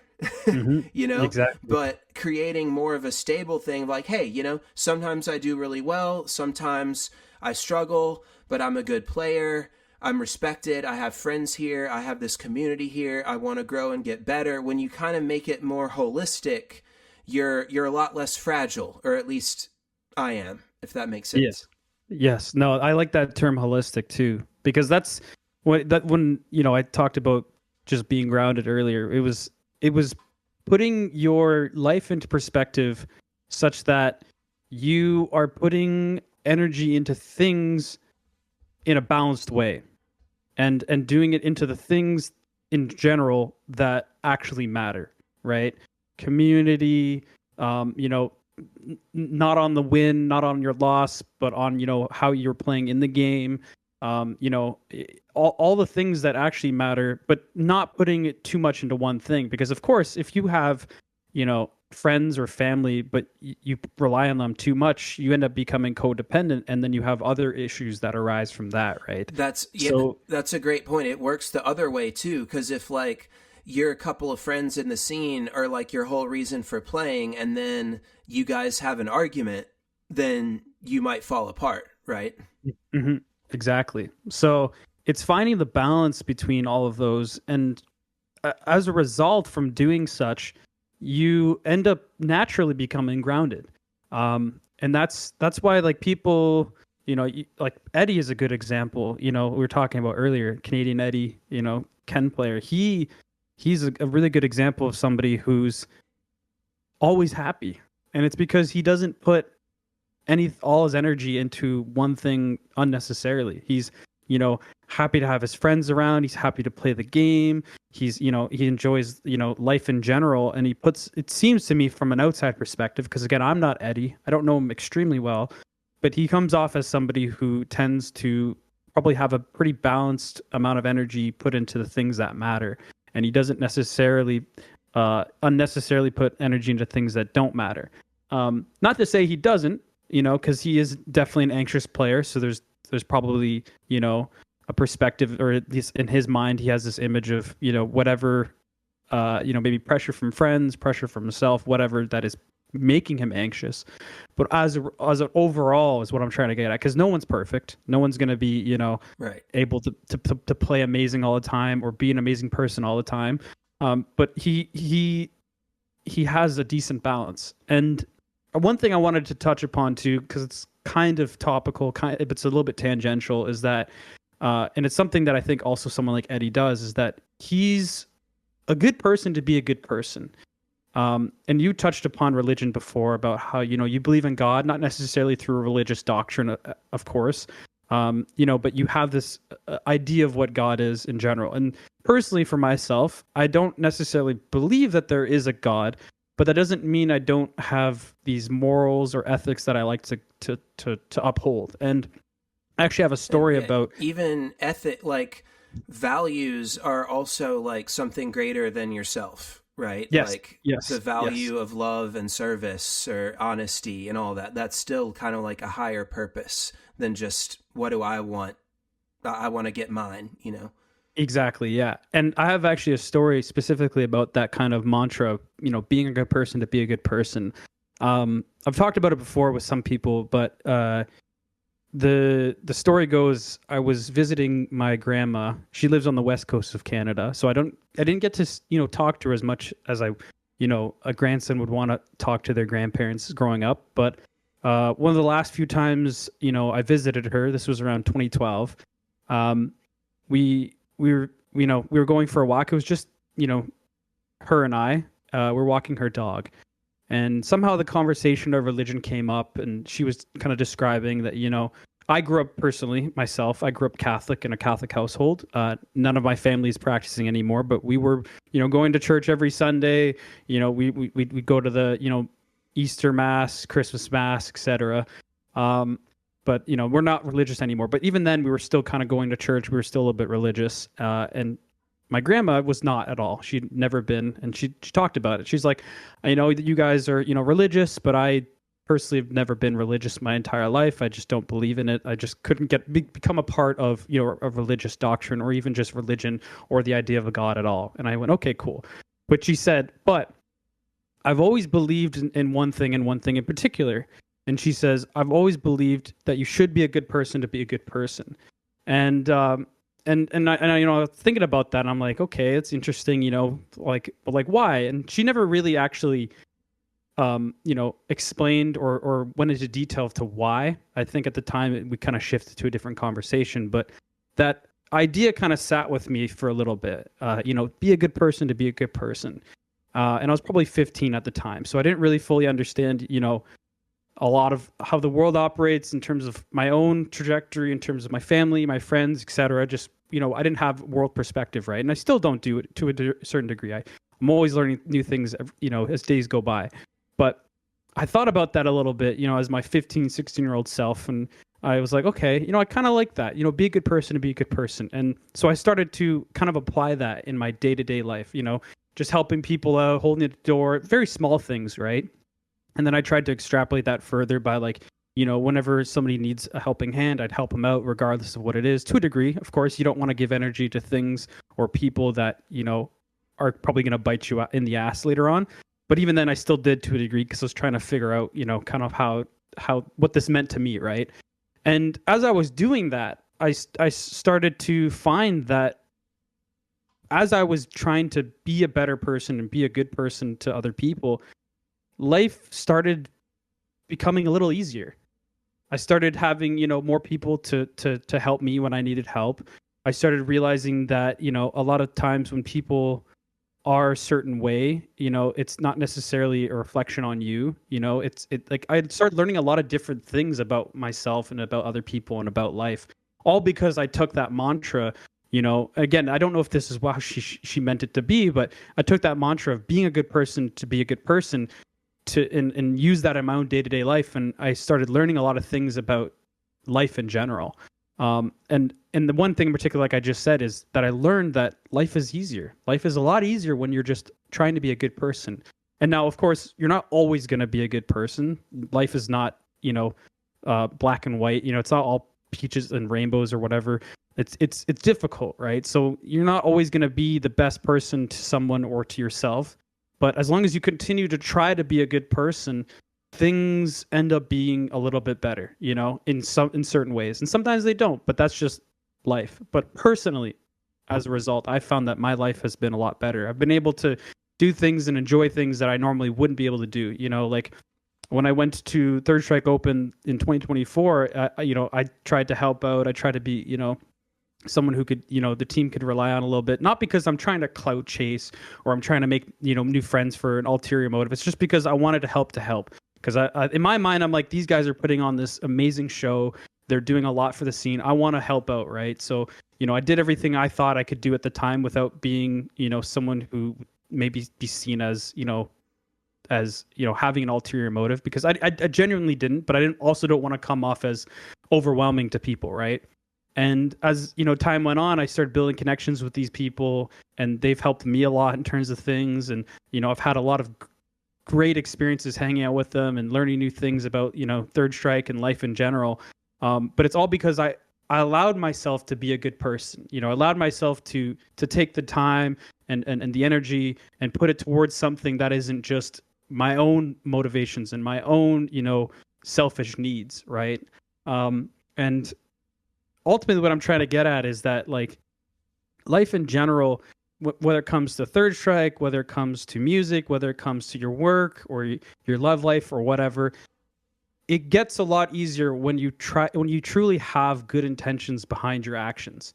And as time goes on, again, you might get burned for it here and there. You might not get the things you want, but eventually everything starts to fall into place, right? And you start to realize that the ideas that you have behind certain actions aren't necessarily all they're meant to be. Like your ideas of winning, your ideas of being a good player, your ideas of running the scene, whatever it is, like all of those don't necessarily matter if your intention behind them isn't in a good perspective. And that's why I think having that growth perspective in general helps, because to grow as a person, you have to a degree be a good person. You have to allow yourself and be willing to do things that you necessarily wouldn't do for the greater good, whether it is in Third Strike, whether it is in life, whether it is in whatever it is. You have to allow yourself to be a better version, and in turn, and you have to try. You have to try. And to your point before, like, just trying is a lot of what being a good person is. Is just trying to be better, trying to live up to your values, trying to improve yourself. Exactly. And so having that growth perspective ultimately forces you to be a good person, whether it is those actions make you a good person or whether those actions, force you to be a good person because that growth forces you to do those good actions. You know what I mean? And so I'm not entirely sure where I was trying to get with this point, but that was kind of the gist of it. Is to be a good person, to be a good person. You don't need any ulterior motives. You don't need anything to force you to be, something of good nature. It's just you should just be a good person to be a good person.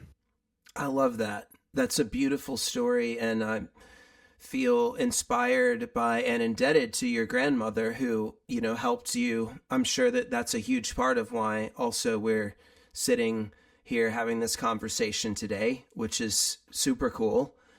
And yeah, I love that. When I was a kid, and I think this is the case for most people, probably not everybody, but I was taught from a very early age that the most important thing in life is to, quote, be a good person, to be kind, to be honest, to care about people, to help others. It's not what kind of car you drive or how popular you are or, how much money you have or like whatever. I was taught that the thing that's really most important is to be a good person. And I kind of believed it, but I was kind of like, yeah, but it's not really though, right? It's really winning. And maybe for most people it is the most important thing, but I'm talented and special and I have a chance to be great. So for me, it's maybe the second most important thing after winning. And I don't just mean winning a tournament, but winning in life, being the best, getting what I need, excelling in everything I do and all that. And I don't want to get too off into my personal story. I've mentioned it on some other podcasts, but like I am in recovery from addiction, as many people know, alcoholism and addiction. And for me, that's what it took, because the entire like recovery, like the whole 12-step thing is like, basically you have been living in a self-centered way and the answer is to actually like be of service, stop thinking about yourself all the time and start trying to think of what you can add to life, what you can what you can add, how you can lift people up, and not just like what you need to get, what you perceive that you need, and what you want. And it for me, it took that. I mean, that was when I was 27, and it really took that. I mean, not that I was like, I wasn't like a piece of shit, before that, Mm-hmm. but that experience is what like really beat me down to realize, like, what, maybe being a good person really is the most important thing. And like with so many of these things, and I want to get back to your competing in just a sec, but you talked about how, you know, your mentality at your first tournament, it was aspirational, right? It was what you were Mm-hmm. trying to do, and you didn't do it perfectly, but it was aspirational. And that's how, being of service is for me. And that's how believing that being a good person is the most important thing. That's what I aspire to every day. And I fall short of that. I can lose a laggy online set and that goes out the window for a couple minutes, Mm-hmm. or whatever. I just wake up on the wrong side of the bed, or somebody says something I don't like and I start to worry or get angry. But at least it's my aspiration. And I'm feeling a little lightheaded, and I don't remember if I said this to Billy Kane or not, but I really should have eaten before this, but I'm fine. I'm powering through. But one of the things that a quote that I love, it's one of the most important quotes ever in my whole life. And again, you can replace the word God with anything, with love, with so many things, but the quote is, if you're seeking God, you've already found God.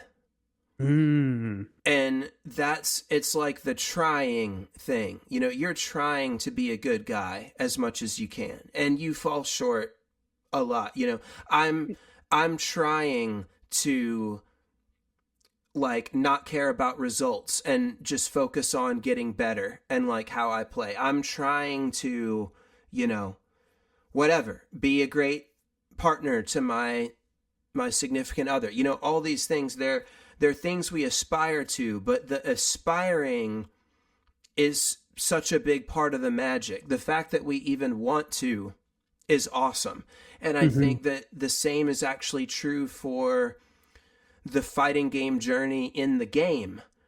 You know, we never perfect it, but it's the trying. I mean, I remember this hasn't been long. This was within the last year, maybe even 6 months. I had a revelation that like I enjoy training mode. And like I had never felt that, but it was like these nights of me sitting here by myself, like practicing this situation over and over, those are also cool memories that are part of my journey, because it's the striving. It represents that seeking, the striving, the aspiring. And so I think for me, as someone who like in my life, I've always been kind of a seeker, whether it's seeking, and this can be a detriment as well. That's part of the addictive personality, right? You're always seeking something better, something more, or the next thing. But I've sought connection. I've sought excellence. I've sought, to find meaning in my life. And the quest to become good at a fighting game is sort of another example of that. It's a quest, it's a journey, it's a mission.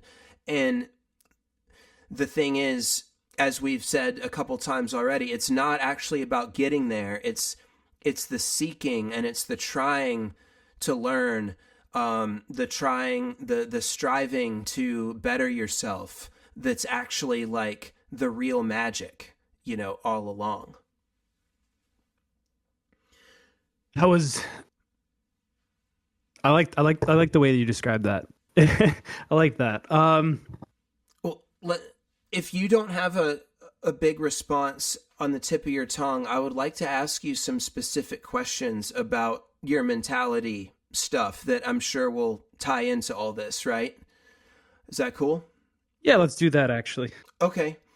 Um, so I almost started the show with this after you said what you said about your early mentality. I mean, you described yourself as someone who was a nervous wreck competing, and you said I think you might relate to that, and yes, I do.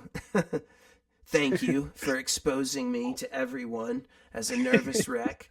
Um, and now you're someone who I feel like you have one of the most like positive, like, I mean, I remember at Chicago a while back, you described, you were like, yeah, I'm just here to have fun, and a lot of the time when people say that, I don't believe them, or let's be honest, they're not very good.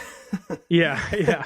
And so I wasn't sure. I was like, but you were good already at that time. And I was like, do I believe him? And like, having watched you, I believe you. Like, I feel like you really are there to have a good time, and that's like your priority. And so I just want to ask you to go from a nervous wreck to being able to show up at an event and focus on having fun and to have a good time like that. How the hell did you do that? Well, that's a very good question. It took a very long time.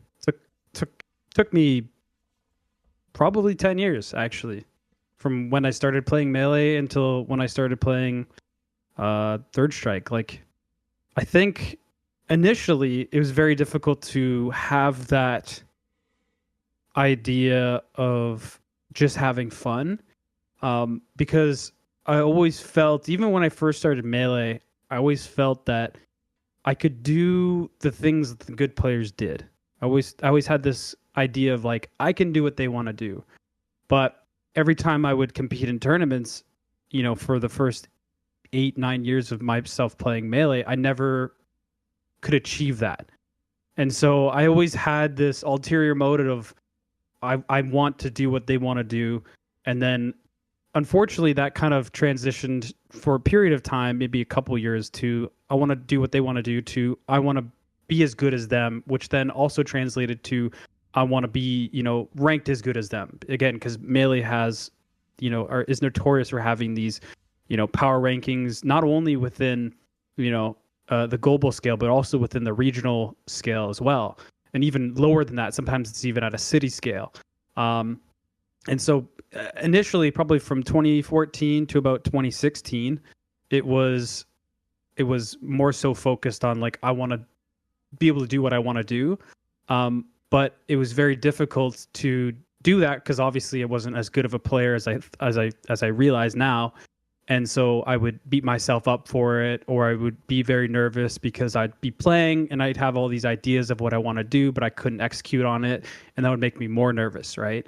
And then around 2016, 2017 is when I got better to the point where I'm like, okay, now I can get on the power rankings. And so my vision changed, unfortunately, to being, I want to be on these, power rankings. I want to be at least number 10, I want to show people that I can do it and this and that, and this ego behind it, right? And that lasted for a little bit. And my life at the time, 2016 to around 2017, 2018, my life was not great. I was not doing well in school. I was in university, second year university at that point. I was not doing well in life. 2016, my couple of my family members died. I just was very depressed, right? Like I've always kind of had, moments in my life where I've had depressive episodes, every few months or so. I really get down on myself.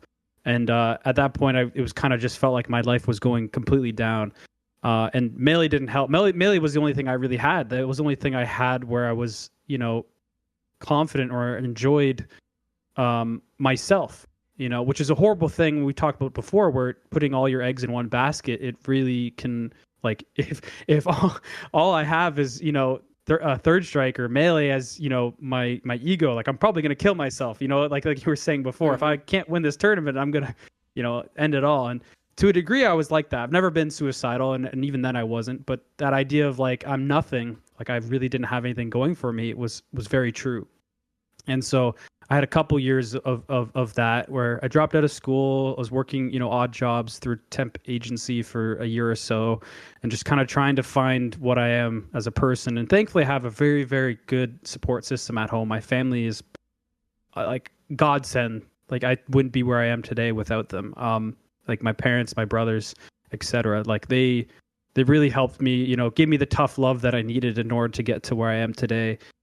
But from those 2 years or so, I was still trying to, find myself, but Melee is all I had. I didn't have any relationships with, any like a partner or anything like that. Like I just was focused mainly on Melee and just kind of improve myself. So I got in better shape. I started playing a little bit better. I started noticing that that this idea of playing the game just to get a certain rank was making me a worse person. And I think it was after one of the events where I was supposed to beat a certain player. I don't remember, it was sometime in 2018, early 2018, where I was playing against them and I wasn't doing what I wanted to do, and I was focused so much on the win, and I lost, and I sat there and I was going like, I didn't have fun at all. Like not even a little bit. I was so I was actually bored. I'm thinking I'm so bored, right? And so I thought about it, that during the rest of that tournament, after when I went home, like what's going on? Like what are the reasons? How did I get here? How did I get here? I've had those moments too, briefly, where it's like the game, it's almost like it just becomes pixels on the screen, and I don't know. You've totally lost that like joy of like what makes this. You're just like trying to execute and force these pixels to do what you want, and then when it doesn't work out, it's just like, how did I? Like I'm literally just fighting with a computer, right now. Like what is this? Yeah, exactly. I lost the whole purpose and meaning behind why I played the game in the first place, and I thought about it. I looked at a lot of different things in my life, like, maybe I'm playing the game too much. Maybe I'm focusing on rankings too much. Maybe my life itself is not doing well, which it wasn't. I felt like I hit rock bottom in 2017. Like early or like middle of 2017 when I dropped out of school. Like I felt very defeated, and I still felt very defeated, throughout that time frame. But ultimately it came down to was two aspects. Was I wasn't having fun with the game because I was playing the game too much, because I was putting too much thought, and like I was using Melee as an escape from my life. Kind of like an addict, so to speak, right? Like I definitely had a problem where I was playing the game too much. I was thinking about it too much. I was using it as my fuel to make myself feel better, right? Quick aside, the thinking about it can almost be the worst part for me, where it's like literally all day. Sometimes it can be like, it's like how I was describing with music. It's like I'm almost, someone can be talking to me and I'm just thinking about like, what does my game plan need to be against so-and-so to make sure I beat him next time? Like while I'm not playing, and of course, like those can be perfectly, like it's fun to think about the game. But if it's like literally every moment of the day when I'm not playing, I'm just like worried about the game, or it's usually not thinking. It's not like fun thinking. It's usually worrying about it, worrying about how I can get better, worrying about if someone's judging me because I lost to so-and-so or whatever. And that's when I really have to like just the liberation of just doing something completely unrelated can be, it's like, let me just watch a fucking Western movie. Let me watch a Clint Eastwood movie, that's something that has nothing to do with this, so I can just remember, there's a whole world outside of, this particular game's frame data. Okay, anyway, you were saying. So I was thinking about that, and I was going, I'm putting too much into Melee, right? Like I hate the way that my life is right now. I was not happy with it at all. I didn't like myself in general. I had a poor relationship with my father. Very, very bad relationship because I dropped out of university. And so I was like, okay, I need to figure some stuff out, right? And I had already thought about this before, but I never really gave it credence. I never really sat with it. And so I finally sat with it. And thankfully at that time, I was already going to be enrolled in university at a different university to finish, my schooling for that fall of 2018. So early 2018, I had that kind of more revelation. And I thought to myself, okay, I have to do school. Like I have to get done with school. I hated school. I've always hated school. I still hate school. But I realized if I'm going to do anything, I need to get my education. And that was the only route that, for me personally, was the only way. Like maybe I could have done trades, whatever. But I think for my particular situation and the way that I was brought up, and the way that the expectations from my family, like schooling was needed to be completed, right? And so I finally went back to school. And again, this whole time I'm slowly kind of getting a better understanding of what I want out of Melee, but I'm still not fully playing in a way to have fun. I still have that idea, like I said before, when I want to do what I want to do in the game, but it never really translated to enjoying the game just yet, or at least enjoying it to the full experience. Finally went back to school, had a rocky first year, but got through it and did everything I needed to do. And then, fall of the second year, so I transferred, but I was able to transfer only a certain amount of credits. I went from engineering to computer science. I was only able to get a few credits transferred over. So I basically was starting from scratch. So I was still going first year, then second year again. So I finally got to my second year. I was in the fall of second year semester. And, I was starting to lose it again because I just didn't have. I had a lot of expectations for my family. I wasn't, I was having depressive episodes again. I wasn't really where I was supposed to be, and I was playing a lot of Melee again too because there was a Melee scene there, and they were fun to hang out with, and they had events weekly. So I was playing a lot of Melee. I was thinking about it a lot. I was kind of pushing things off, and finally I reached a breaking point. And so during fall, usually it's just spring semester, but this university had it in fall too. You have like a reading week, right? Where it's kind of like a March break, but you have that week off of classes, right? And it usually falls upon Canadian Thanksgiving, so the first weekend of October. And I had midterms or exams the following week after that specific reading week. And I promise you, I'm getting to a point here, but I trust you, bro. Yeah, but essentially, I had to study for those. I had some assignments I had to do to be completed before the end of that reading week, right? And so I go through my reading week, and Monday rolls by, the first Monday, and then the first day of reading week, and I go, okay, let me do some work. Didn't do any work, just played Melee, whatever. Second day, same thing. Third day, fourth day, fifth day, etc. Until it reached the weekend, and I'm going, like, shit, I have all these assignments. I haven't studied for any of my midterms. Okay, let me at least do these assignments. So I did these assignments, the ones that were easy, everything, all assignments I got finished. I was like, whatever, let me get them done. Then the next week rolls around, and I have those midterms. And I'm thinking to myself, I'm looking at like what's going to be on the tests, and I'm like, I'm screwed. Like, I haven't studied for any of these. Like, I'm a nervous wreck. Like, I'm so worried. And finally rolls around to, like, I think it was the day before one of the big midterms on the Thursday. Was a Wednesday, and I just got out of the lecture for that class, and I was starting to have a panic attack. And I've never had a panic attack in my life, and I haven't since, but I was actually having a full-blown panic attack. Like, I was hyperventilating. I remember I was standing outside of the library, and I was like, I'm fucked. Like, I'm just, like, my whole mind's like falling apart. I'm losing my mind. And so eventually I like, 10 minutes later goes by, I relax for like a second, and I go, I need to talk to somebody. Like, I need to talk to somebody, figure out what's going on in my mind. Like, a lot of these things are my own doing, but like, what's going on? Like, I need to process this, right? So thankfully that university has, free therapy. So I booked something immediately. I think I got in the next day or the day after.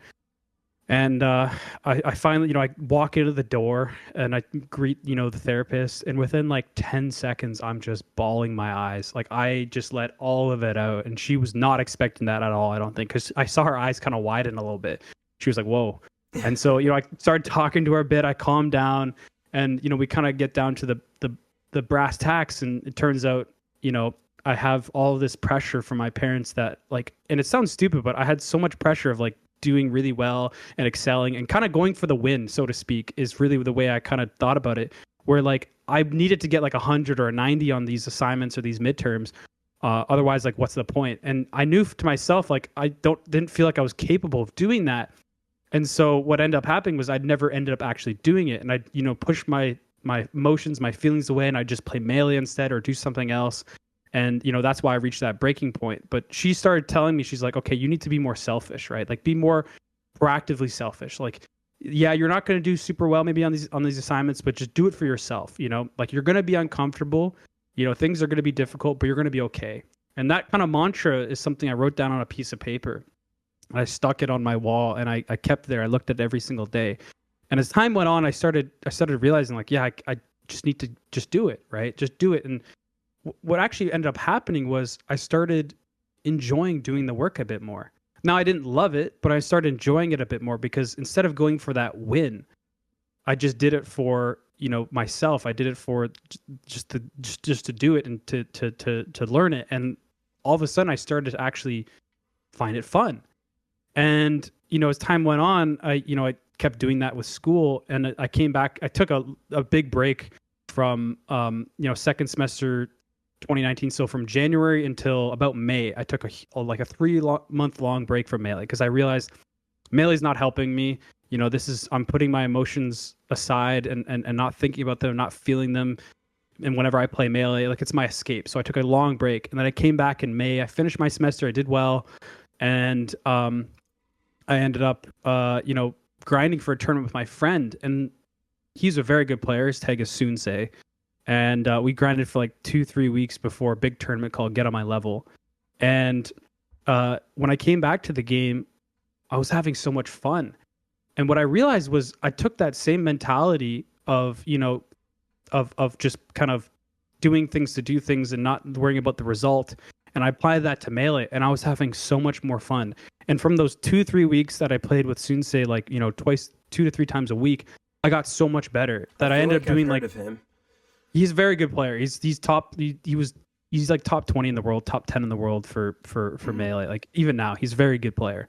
But even just playing with him, I started getting so much better because I was just playing to have fun instead of worrying about a result or worrying about what other people think or anything else, or even caring about how I would play in the game. I was just playing to play.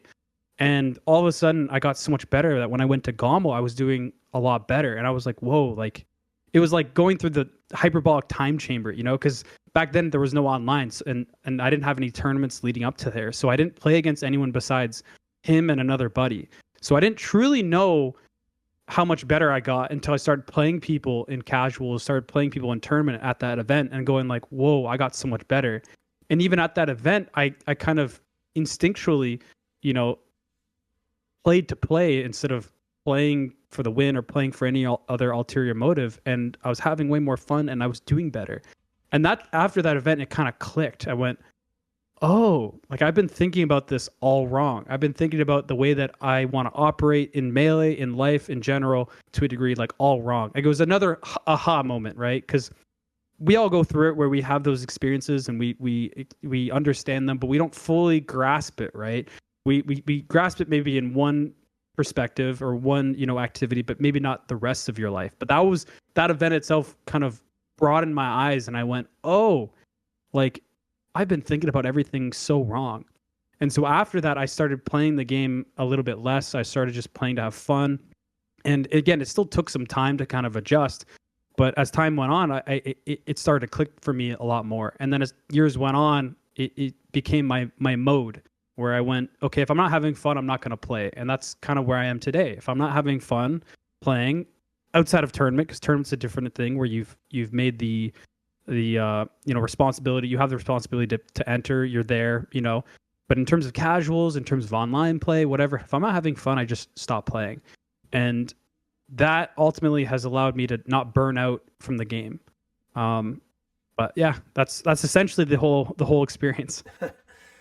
Wonderful. A few things stuck out in there to me. Like, first, going backwards, I remember talking to FM Juan 805, the SoCal Third Strike player, about mentality at one point, and I don't remember how it came up, but he looked me dead in the eye and he said, bro, the day I get angry about this game is the day I stop playing.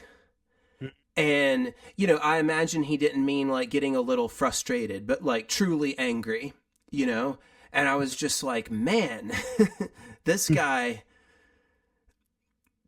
a better person than me, like this guy's more mature than me. And like, it really stuck with me. And so have our conversations over the last couple of years about the importance of focusing on fun and all that. Um, but yeah, like for me, I kind of had that breakthrough at Brooklyn last third where it was like I would rather give 80% to this game because you also said you played a little less. And by the way, I don't think everyone needs to play less. And sometimes I play an insane amount, but it's like I would rather give 80% to this game for another like 5 years than give 100% for like 1 year and then quit, you know? Or maybe Mhm. even 80% for 10 years. Who knows? Maybe I'll play this game. Who knows how long I'll play, or play fighting games. But it's like, it's so much better to kind of treat it as a marathon, not a sprint. And yeah, play when you're actually inspired. And of course, like sometimes I like push myself to do training mode or practice when I don't really feel like it. But, for the most part, it's coming from a place of inspiration rather than a place of compulsion.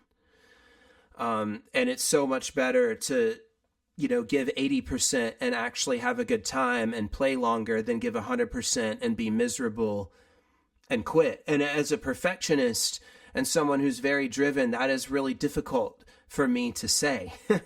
Yeah. That does not come naturally to me. But also you talked about how you thought like basically if you couldn't get a 100 or a 90 on the test, it was like you were too nervous to even try kind of thing, if Yep. I understood correctly. And like I relate to that so much, and I try to, again, I've had to do a lot of growth around because I'm so all or nothing, and if I do something I want to do it like the best I possibly can. But it's like, you know what, dude, if you just if you show up to a tournament when you're not feeling that great, or like if you have an off day, or if you haven't prepared exactly as you want, it's so much better to just go and like get a B on the report card. Like that's so Yeah. much better than an F. Like if you don't go, you get a 0, right? Yes. And yeah, I literally, because when I was struggling with addiction, I basically had the same thing where it was like I wasn't doing that well, and I was so embarrassed that I wasn't doing that well that I just like quit. Hmm. So I like, basically had like a failing semester where like I could have salvaged stuff for like B's and C's, but I never got B's. So this was like, how do I even do that? How do I even do something if it's not the best, that it can possibly be? And like, yeah, just learning how to do that more and how to live in like imperfection and treat it like a marathon, not a sprint. All that stuff. And, I think for some people, maybe for some people, this isn't good advice. Like some people probably need to push themselves more, to be Hmm. honest. But that's not me. For me, like you said, just kind of taking the pressure off in some of those ways um, is really huge. What else did I want to comment on? I don't know. That was just an amazing story. That was. I thank you so much for sharing it with me and the listeners. I'm curious too. I was gonna ask you about like if you had one or two particularly specific stories of like adversity that you faced, and you kind of already told one of this when you lost and you realized like I had zero fun in this tournament, like In this tournament. what Yep. am I doing?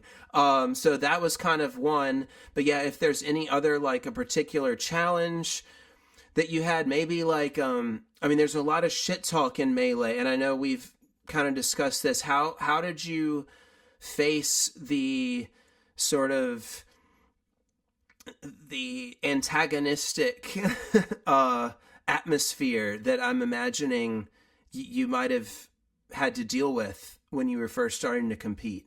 I think part of it was it's a really good question, but I think part of it was to a degree like I surrounded myself with people that were probably the antagonizers more than anything. So initially I wasn't a part of that group. And I when I first joined the scene, I still remember that I was trying to be very jovial. So when I talked to people, I tried to laugh a lot. I tried to be someone that people wanted to be around because I was worried. And again, I was like 17 or 18 at the time, and a lot of people were older than me, and I was a very introverted kid. So I wanted people to like me because I didn't want to have conflict, right? And so initially that's kind of I'm what Matteo, the fun guy. No kind of need to antagonize. No need to, yeah, bully me. bully me, exactly, right? Like I really tried to be that guy where, I'd laugh at everything that even if it was remotely supposed to be a joke, I'd laugh and I'd be, very open and whatever, right? And at the time, thinking back on it, I cringe because I'm going like, well, I didn't have to be like that at all, but I thought that I did, and part of that was probably because I didn't want anyone to not like me. Especially when you're going into a new community, you want to be accepted, right? And at that time as well, Melee was quite popular. Like our regionals, we had a couple regionals that were getting like 180 people, over 200 people, and that's like a monthly, So Wow. the scene was quite large, and so going into something like that, I really wanted to make sure that majority of people enjoyed my presence, for better or for worse. But as time went on, the people that I surrounded myself with, and again, it was just because of proximity more than anything, was the Sheridan College crew. They at the time they were known as the Hyenas, because we would make a lot of they would make a lot of dumb noises. They would heckle people, and people would not enjoy that. And those are the people that I surrounded myself with. And it wasn't because I gravitated towards them because I also wanted to be toxic, or I gravitated towards them because I wanted to be safe or whatever. But it was more so that they were just the people that I played with, and so I happened to be a part of that. And By being the way, a young, just the Hyenas, that name, like, say no more. I mean, that yes, is like the imagery that I'm getting from this. It tells a thousand stories for sure. yeah, So you're hanging with the Hyenas, okay? Picture yeah. painted. Yeah, so I mean, yeah, like you said, the name itself speaks volumes. Like you don't have to, I don't even have to explain anything else about them. That name alone describes them as whatever you can imagine that would be.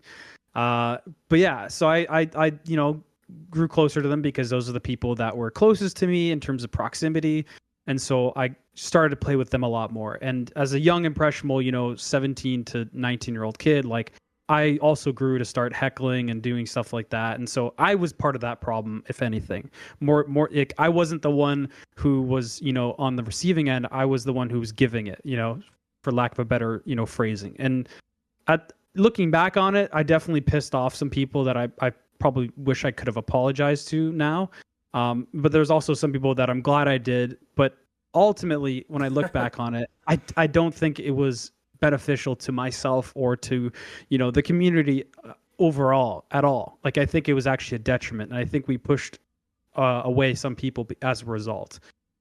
So I feel bad about that, but at the same time I wasn't necessarily the one spearheading that kind of group or that group mentality. But to answer your question, it was basically I was the one who was trash talking in general, the one who was making dumb noises, the one who was pissing people off while they're just trying to play the game, And so that's kind of how I was able to avoid, the trash talk. And when you're in it itself, you also think to yourself, it's like, oh, I'm pushing these people's buttons, but it's okay if they push my buttons. But you never think about it as, do these people even want their buttons pushed in the first place, right? Like they probably don't. A lot of people don't. And, as time goes on, you look back on it and you go, that guy didn't want to be heckled like that. Neither did that person. That person actually left the scene because of that. Like, and, in the moment, you don't realize that how much of effect you have on people in terms of their longevity in the scene, in terms of their enjoyment, in terms of their experiences. And so I was able to avoid, that kind of turmoil or that grief, so to speak, from heckling because I thought it was okay if they did it back to me because I did it to them in the first place, right? And so I was kind of like that from around 2016 to around 2018, and then certain things happened at the scene, which I won't kind of talk about, but certain things changed, and that group of people kind of split apart, and I moved away from that, and so, but I thought about it and I realized, okay, I don't like that I was doing this. I don't like that I was heckling, you know. So I kind of stopped doing that, and I was a good enough player at that time that people really wouldn't heckle me. And so uh, I didn't really get to experience that until probably more recently, actually, when it was 2023, 2022, 2024-ish time frame where I wasn't playing Third Strike yet, but I was playing a lot of Melee, and I traveled a lot from 2022 to 2024, especially 2023. It was kind of like when I traveled a lot last year for Third Strike. I went to everything I could go to, every big event, and tried to get ranked at the time, which wasn't necessarily my goal, but I just wanted to show people like, hey, I'm a good player. And when that happens is when you start to travel to other regions, and you've definitely experienced this, but you obviously have the crowd who's the locals. They're going to cheer for their own players. And at that time, you know, I was good enough that people wanted me to lose. And so I'd hear people be like, oh, this guy ain't shit. Oh, this guy's, you know, dog shit, blah, blah, blah, whatever. You know, he can't even wave dash, whatever it is. And even some personal comments overrated. too. Fucking overrated. This guy beat this guy. This guy fucking sucks, blah, blah, blah. You know, like just whatever it could be. And like I said, even some personal comments about like, you know, me being a ginger or whatever, right? But thankfully I had so much experience competing beforehand that I realized that I could kind of empathize and realize, okay, these people are not attacking me for attacking me. They just want their boy to win, most likely. And even if they are attacking me for being the person that I am, I was secure enough in myself to realize that these people's comments are they don't mean anything.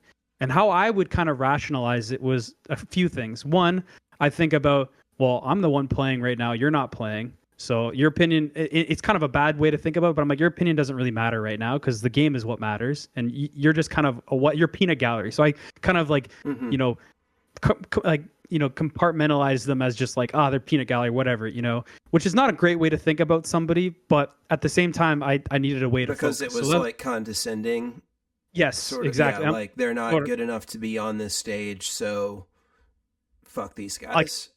They screw these guys, right? Which again is not a great way to describe it, and it wasn't the main way. It was a part of it. I'm going like, whatever. But then I'd also take that and I'd go instead of being like, oh, they think of me like this, or oh man, I'm nervous because these people are watching, or oh man, like I'm like I have a lot of pressure from the other, you know, opponent's crew. I would take those comments and I would use it as fuel. I'd be like, oh yeah, they don't think I'm good enough. Oh, they think I'm this. All right, I'm going to show you. And then it kind of gives me goosebumps. It's kind of cringe, but it gives me kind of fuel because I'm like, oh, these guys want me to lose. Let me show them, you know, let me show them how good I am. Right. It's a little bit of pride, right? It's just a little bit, not too much to the point where you're getting cocky or you get angry, but it's just enough to be like, no, I got this. I can do this. It's like a reassurance, right? Where it's like, these guys don't think I got it. I do got it, you know? And then as time goes on, you start to not even tune those in because you're just like focusing on the game. But initially, you know, I would use it as fuel to the fire, be like, I can show these guys that I can do it. I am capable of doing it. I know I'm capable of doing it. And then the best feeling is when you do it and then they're quiet and you go, yeah, I did that. You know what I mean? So it's kind of a little bit of pride in yourself of like, I can do this, right? And then if it doesn't work out where you end up losing, you have to remind yourself, it's like, I tried my best. I did what I wanted to do, right? You immediately try to cut through that emotion of like, I did my best, right? I put myself out there. You know, these peanut gallery guys, they didn't put themselves into the situation. They weren't in the situation, but I did. I got out of my comfort zone to do what I want to do, which is to show people that I'm capable, to show myself more than anything. That's really what matters, that I'm capable and that I can do what I want to do in this game. And then from there, you know, the losses start to get a little less because you keep reminding yourself, you know, we're habitual creatures, right? So if you keep reminding yourself, keep having this positive talk of like, I can do this, I am worth it, I am this, you know, etc. You start to believe it, right? And ultimately, I will say that it took a long time. Like it wasn't just an overnight experience, as you know, you probably can gather from how long I've been talking about my experience through Melee and through Third Strike and stuff like that. But it starts to work. And I will say one thing, and then, you know, we can kind of transition to the next topic, but if you want, but the one thing that really helped me was it's not just your thoughts and your feelings while you're playing the game or while you're thinking about the game. You need to, if you really want to change the way that you're experiencing or the way that you're processing emotions, you need to take that outside of the game and practice dealing with your emotions on a day-to-day basis and having those specific thoughts that are negative and transforming them into something that is at least neutral at best or positive. And a good example is, again, this is a game example, but this can be used in real life in general, is, you mess up a combo or whatever, and instead of you immediately going like, I fucking suck, or why'd I miss this, or why'd I miss that, you instead don't say any of that. You just say, all good. All good. Just all good. Or you remind yourself, I can do this. It's like, all good. And then you start to do that more and more and more, and you realize a lot of the thoughts you have day to day are really negative, are really detrimental to you as a person. You're going like, I'm ugly, or I'm stupid, or I'm awkward, or I'm fat, or this and that, like whatever it is, whatever thoughts you have, right? And I've had all of those thoughts before, multiple times throughout the years, and I still do occasionally. It depends on the day. But as time goes on, you start to be able to catch those thoughts, and you go, that's not what I am. That's not who I am, right? And if it is who you are, then you go, okay, what can I do to change this? Because then instead of it just being you're self-deprecating to be self-deprecating, you're self-deprecating, and then you're catching that self-deprecating thought and going, okay, what's the action plan? And then from there, as long as you keep, having that kind of web or that net to catch those thoughts, it'll help you grow as a person. It'll help you be a better person. It'll help you compete better, etc. Right? But it took a long time. Essentially, to answer your question, it took a long time to get to a point where I could really play the game and not deal with the trash talkers in general, because those trash talkers might occasionally say something that catches you on a very fundamental level, because that's what you are saying to yourself. So it sounds to me like, though you had this aspiration to play and just focus on what you could control and to not worry about the results too much and stuff like that, it seems like you had that aspiration pretty early on, but that it took a lot of years and setbacks to be able to actually live that mentality more consistently. Is that correct? Very correct. Yeah. Yeah. I mean, so much of life is practice. We do the same stuff, over and over. And what could be more basic than just like having a negative emotion or getting annoyed? Because that isn't even specific to a particular thing. But yeah, it's like, because like you're saying, it's not just about the game, it's about life. It's like something goes wrong, like you drop a combo, or you forget your keys, or you miss an appointment because you forgot, or you get snippy with your family or partner when you don't want to, and you start to beat yourself up, right? These things happen all the time. And it takes so much practice to get better at it, but it's just like lifting weights or running or, practicing an instrument or anything, math problems. You do them and you slowly get a little bit better. You get a little faster at recognizing it. You get a little more confident that like, I can do this. And I've been pretty surprised because like I said, I've been in therapy like most of my life. I've been now in recovery from addiction for a long time. So I've done like a lot of work on myself, and I still need more. So that's how fucked up I am. I've put in a lot of work, and I still, struggle plenty. Imagine what I was like when I started. But the point is, I thought because like I had gotten sober and done like a lot of spiritual work and mental health work between when I last played fighting games back in 2009 to 2012, and then this time, I thought that like, and this was to some degree true, that my growth in life was going to affect my fighting game play, which was true. But I've been really surprised at how much I'm actually growing in life a lot more from Third Strike than I ever expected. You know, Third Strike is showing me, because yeah, I'm noticing more how, like, you know, I am hard on myself. So yeah, it's like, just like if I drop a combo or like don't tech a throw that would have won an important round, you know, I can like, it can be tough for me to shake that off. It's the same, you know, if I like, um, again, forget about an important phone call that I was supposed to make, like, it can be hard for me to shake that off. And, you know, just learning, like, starting to, you know, to really reach their highest possible level of fighting games. I mean, for me at this point, I think, yeah, I do have gameplay growth, as we all do, but especially over the last year, like, most of the growth that I needed to do was actually emotional.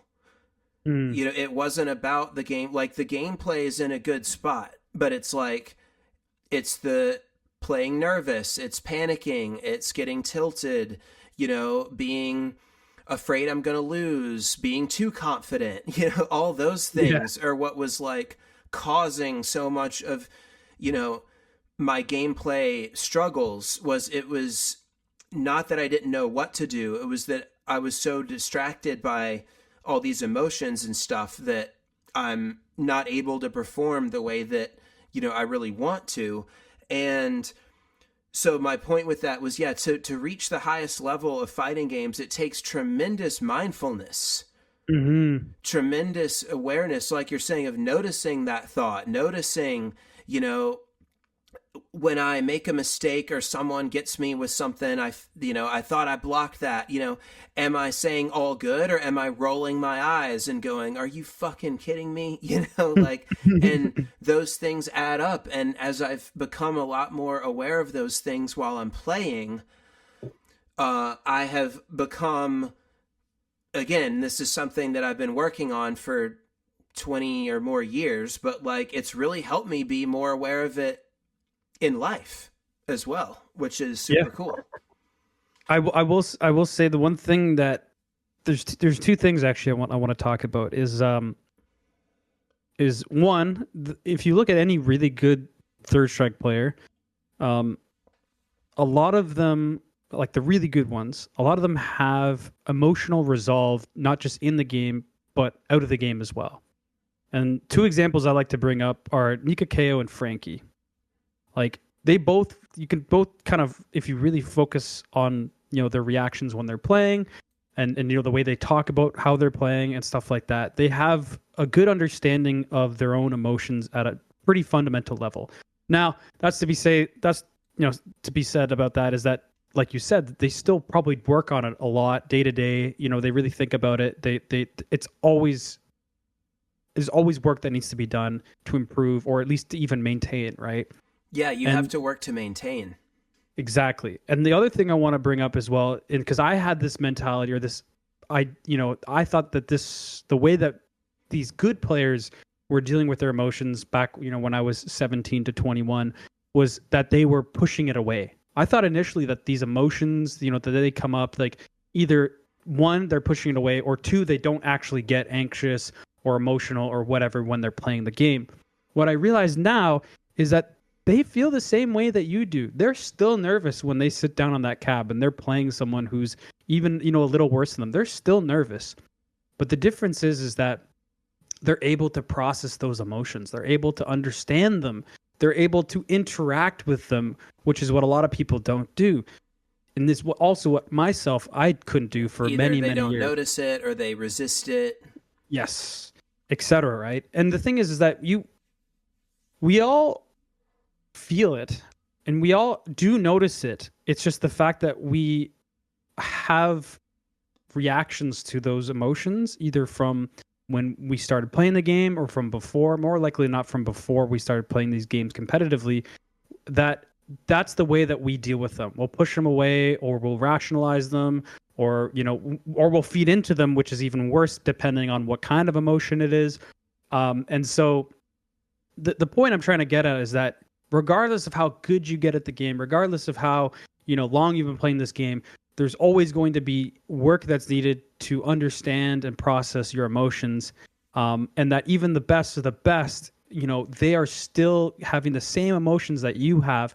It's just the only difference is that they've taken the time outside of the game to understand them, to process them, and to deal with them in an effective way, right? And I bet you any money if you put up, you put a heart rate monitor up to Nika or Frankie or whoever while they're playing like a tight set, they probably have like 120 to 140 BPM, heart rate, more likely not. Like they're not stone cold Steve Austin out here, like, stoic as hell. Like they're probably like a nervous wreck, but the difference is that they're able to deal with it, right? And they put in that effort, just not in the game, but also outside of it. So I will add a little nuance to that in that, like, I know for me, I don't lately, especially, like, I haven't been getting nearly as nervous as I used to in tournaments.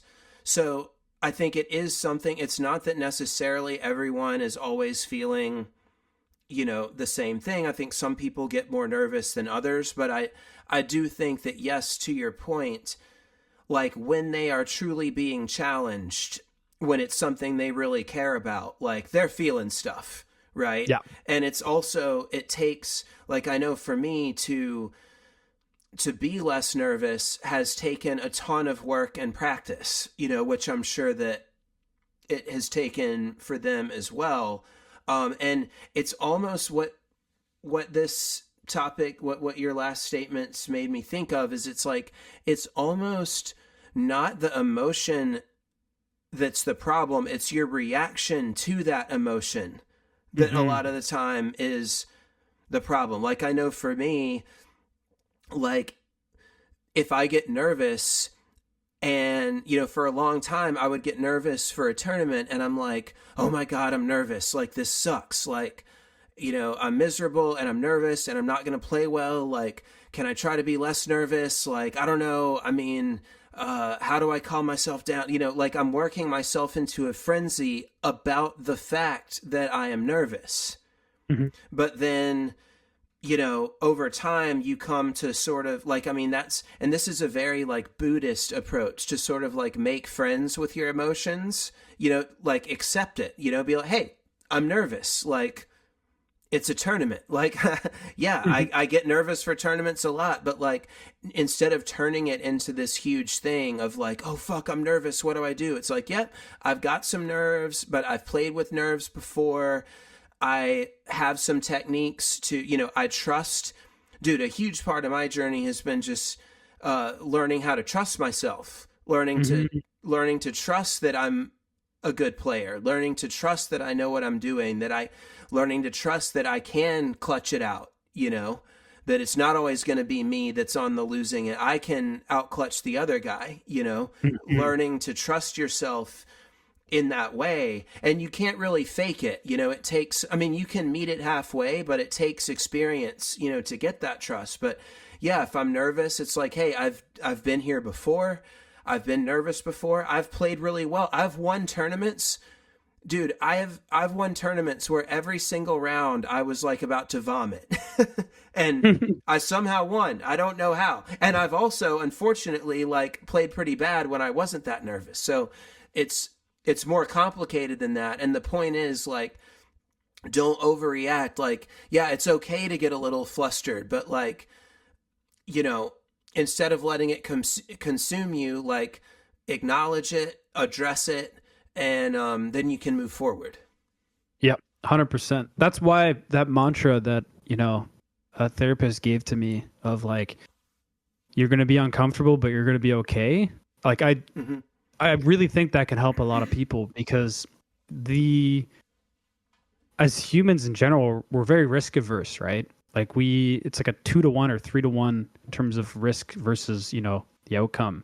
So a lot of people, they'll put themselves in these situations and maybe have the best intentions, but they won't necessarily be able to process those because they still have this idea that adversity or being uncomfortable is bad. And they're going to push themselves away from it in any way they can. For myself, I was apathetic for a while when I was competing. Like I would be playing and I just wouldn't be caring at all. Like I'd just be like, whatever. because I personally couldn't deal with the emotions myself, right? I felt the pressure, I felt everything around that. But having that mantra of I'm going to be uncomfortable, but I'm going to be okay. That opens immediately. That opens, at least for me, because I really repeated it to myself. That opens me to whatever comes to me that day. Either it's physical, or it's emotional, or it's spiritual turmoil. That in itself, I'm allowing myself to experience that in the first place.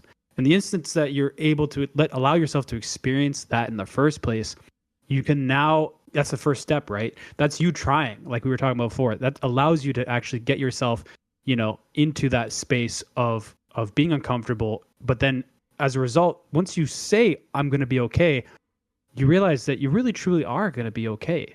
What's the worst that's actually going to happen, right? But again, it takes that constant reminder of I'm going to be uncomfortable, but I'm going to be okay, in order for you to actually be able to continue to put yourself into those spaces where you're uncomfortable, to then be able to process whatever you're needing to process. Yeah, man, that's very recovery coded. Because also, like, the crazy thing about life is, like, most of the best stuff in life requires being uncomfortable. Mm-hmm. To get to know somebody, to love someone is to put yourself at risk.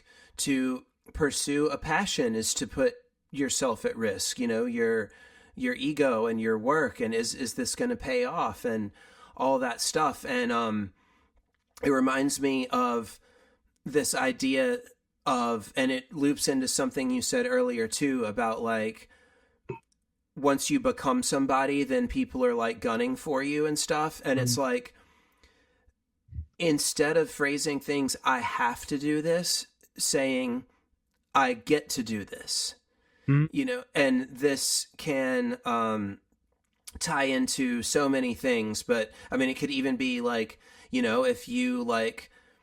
if you have a sick family member, like, it sucks that you quote have to take care of them, but you also like get to take care of them. Mm-hmm. You get to have meaning and purpose in your life, and you get to love someone, and you get to show up responsibly and feel good about that and find meaning in that. And similarly, it's like, be careful what you wish for, becoming a top player, because then like people are gunning for you, and people are talking about you, and everyone fucking, you get the little eyeball in Fightcade that says 5 people are watching your set all the time, when maybe you just want to practice, and you feel a lot more pressure in certain respects. But then it's like, hey, wait a minute, I get to do this. I get to be on stage at Evo. I get to have people that want to watch me play. Like, that's so cool, And even if you're not like a top player, just the fact that like, that's something I like to do. If I catch myself and I'm like, I'm so nervous, it's like, wait a minute, I get to do that. I get to come to this tournament and play this game. And that could be even if it's, if you're a beginner and you've just played a couple tournaments and you're really nervous, it's just like, wait a second, I get to do this. I get to come to this event, and I get to be uncomfortable because it's exciting, because, this is kind of a cool thing we're doing. How many people are sitting on the couch, that wish they were doing something like this, but they're too afraid, because it's uncomfortable. So that is brilliant, actually. The idea of it's gratitude, right? It's gratefulness, right? Like that's something actually I used to think about a lot before, but I've kind of lost it recently. This idea of I get to do this. I actually really like that. That is something that people don't practice enough. Actually, is this idea of being of appreciating what you're able to do, right? The experiences. And again, you could say, oh, it's not that big of a deal, whatever, this and that. But at the end of the day, it really is, especially when you look at it. And again, this shouldn't necessarily matter, but when you look at it from, like you just said, the other people that are sitting on the couch and watching you, like they're probably thinking, man, I wish I could do that, right? Or wish I was there. I wish I could do that. So it's like, let alone not to be, too extreme with the example, but I mean, there are people like dying of cancer right now, or, in countries with no running water. So it's like, the fact that you get to go to a fighting game tournament and like compete and watch people play and like be around that, it's like it's pretty sweet. And the fact that you have the means and the courage to do that is something that you should feel good about. Mm-hmm. Very true. That are words to live by that I should be living by more often. Well, I feel like we've covered a lot of what I wanted to talk about. I do want to ask you, so speaking of the gratitude thing, I've gotten away from this a little bit, although I think at Brooklyn Final Third, I did think about it a little bit. When I take my time on the character select screen, I'm usually trying to do sometimes it's just gameplay, game plan thoughts like, don't tatsu, or whatever. Mm-hmm. But a lot of the time I'm doing some, kind of spiritual work, mental work. And one of the things that has helped me in tournaments is, if I'm finding myself like nervous or like overwhelmed, be like, dude, how fucking cool is this? Like, I'm, I'm like a pretty famous Third Strike player playing fighting games, with people watching, and like that's fucking awesome. The gratitude of all that hard work, and just no matter what, just the fact that I'm healthy and alive and have this passion and I have other people to play with, it's like amazing. So I try to have like a little moment of gratitude for like, man, one day I'm going to look back on this and be like, how cool was it that you did this, dude? Like, this is so cool. That's another little mental trick of like realizing like you might be living the glory days right now, Yeah. like these are the golden years. You're going to look back and be like, man, that time was awesome. So anyway, so those are like, I have a few things that I try to think about when I compete. And I wanted to ask you, like, do you have a tournament day, like mentality, like a sort of mental checklist or like a routine or a ritual? Like when you sit down at a tournament match, like, is there anything you think about? Or are you just kind of like, I'm here having fun, let's hit start and play? Yeah, I do actually. There's a few things I'll go across. The first thing I try to do, and it's extremely important, but I try to make myself feel good, like physically good. So that is most important to me, because even if I want to play the game but I feel physically unwell, I'm not going to enjoy playing the game. So health is like number one thing. In terms of what I can control tournament day, even if I had bad sleep or whatever, I'm like, okay, let me hydrate, let me get a little bit of food, let me drink some coffee or a beer or whatever, and specifically coffee, because majority of the times when I play Third Strike, I'm caffeinated. And why that's important is because a lot of people don't know this, and it's pretty obvious once you describe it, but there's something called state dependent memory. And so the way that you are mentally when you are learning something or playing something or whatever, you want to consistently capture that feeling. And on substances in particular, not that you should be doing any substances, but substances in particular, if you are consistently doing that activity on that substance, specifically like caffeine, you should also be drinking coffee. Some people, they like their nicotine. Some people, they like their weed, whatever it is. Now, I'm not advocating that you should start using a substance to get into that mode. What I'm trying to say is if you already are doing that when you're playing Third Strike, you should also do that when you're playing in tournament. You want to recreate, and this can extend for some other things too, I think, just like, like with my setup at home, my screen is a lot smaller than like obviously the monitors on the cab, so I try to sit close to it to like replicate. I mean, that's a little bit different, but yeah, you're trying to recreate how you play typically. Yes, exactly. So I do that in terms of, caffeine. I do like my nicotine, I won't lie. So I also have that. But those are the main, in terms of physicality, that's what I focus on there. When I'm about to sit down, well, one other thing is I try not to play too much because I don't want to burn myself out in the day. I want to play just enough. I actually find I play better when I play less. but then that kind of drops down. So when I start a tournament, I'll play maybe a few casuals, and then I'll get into the tournament, and then I'll play, and then I'll maybe take a break, and then I'll play a bit more, but I'll keep warm. I'm not trying to overload myself with too much third strike, because then you start to autopilot, right? So that's one thing in particular. In terms of what you actually asked, where when I'm sitting down and I'm, about to play the game, it really depends on who I'm playing. If I'm playing someone who I think I know is probably a worse player than me, my whole goal is to play consistent and to hit the easy stuff. And that usually happens earlier on in the tournament. So I'm using it as tournament warm up, so to speak, right? I'm getting in the mode or whatever.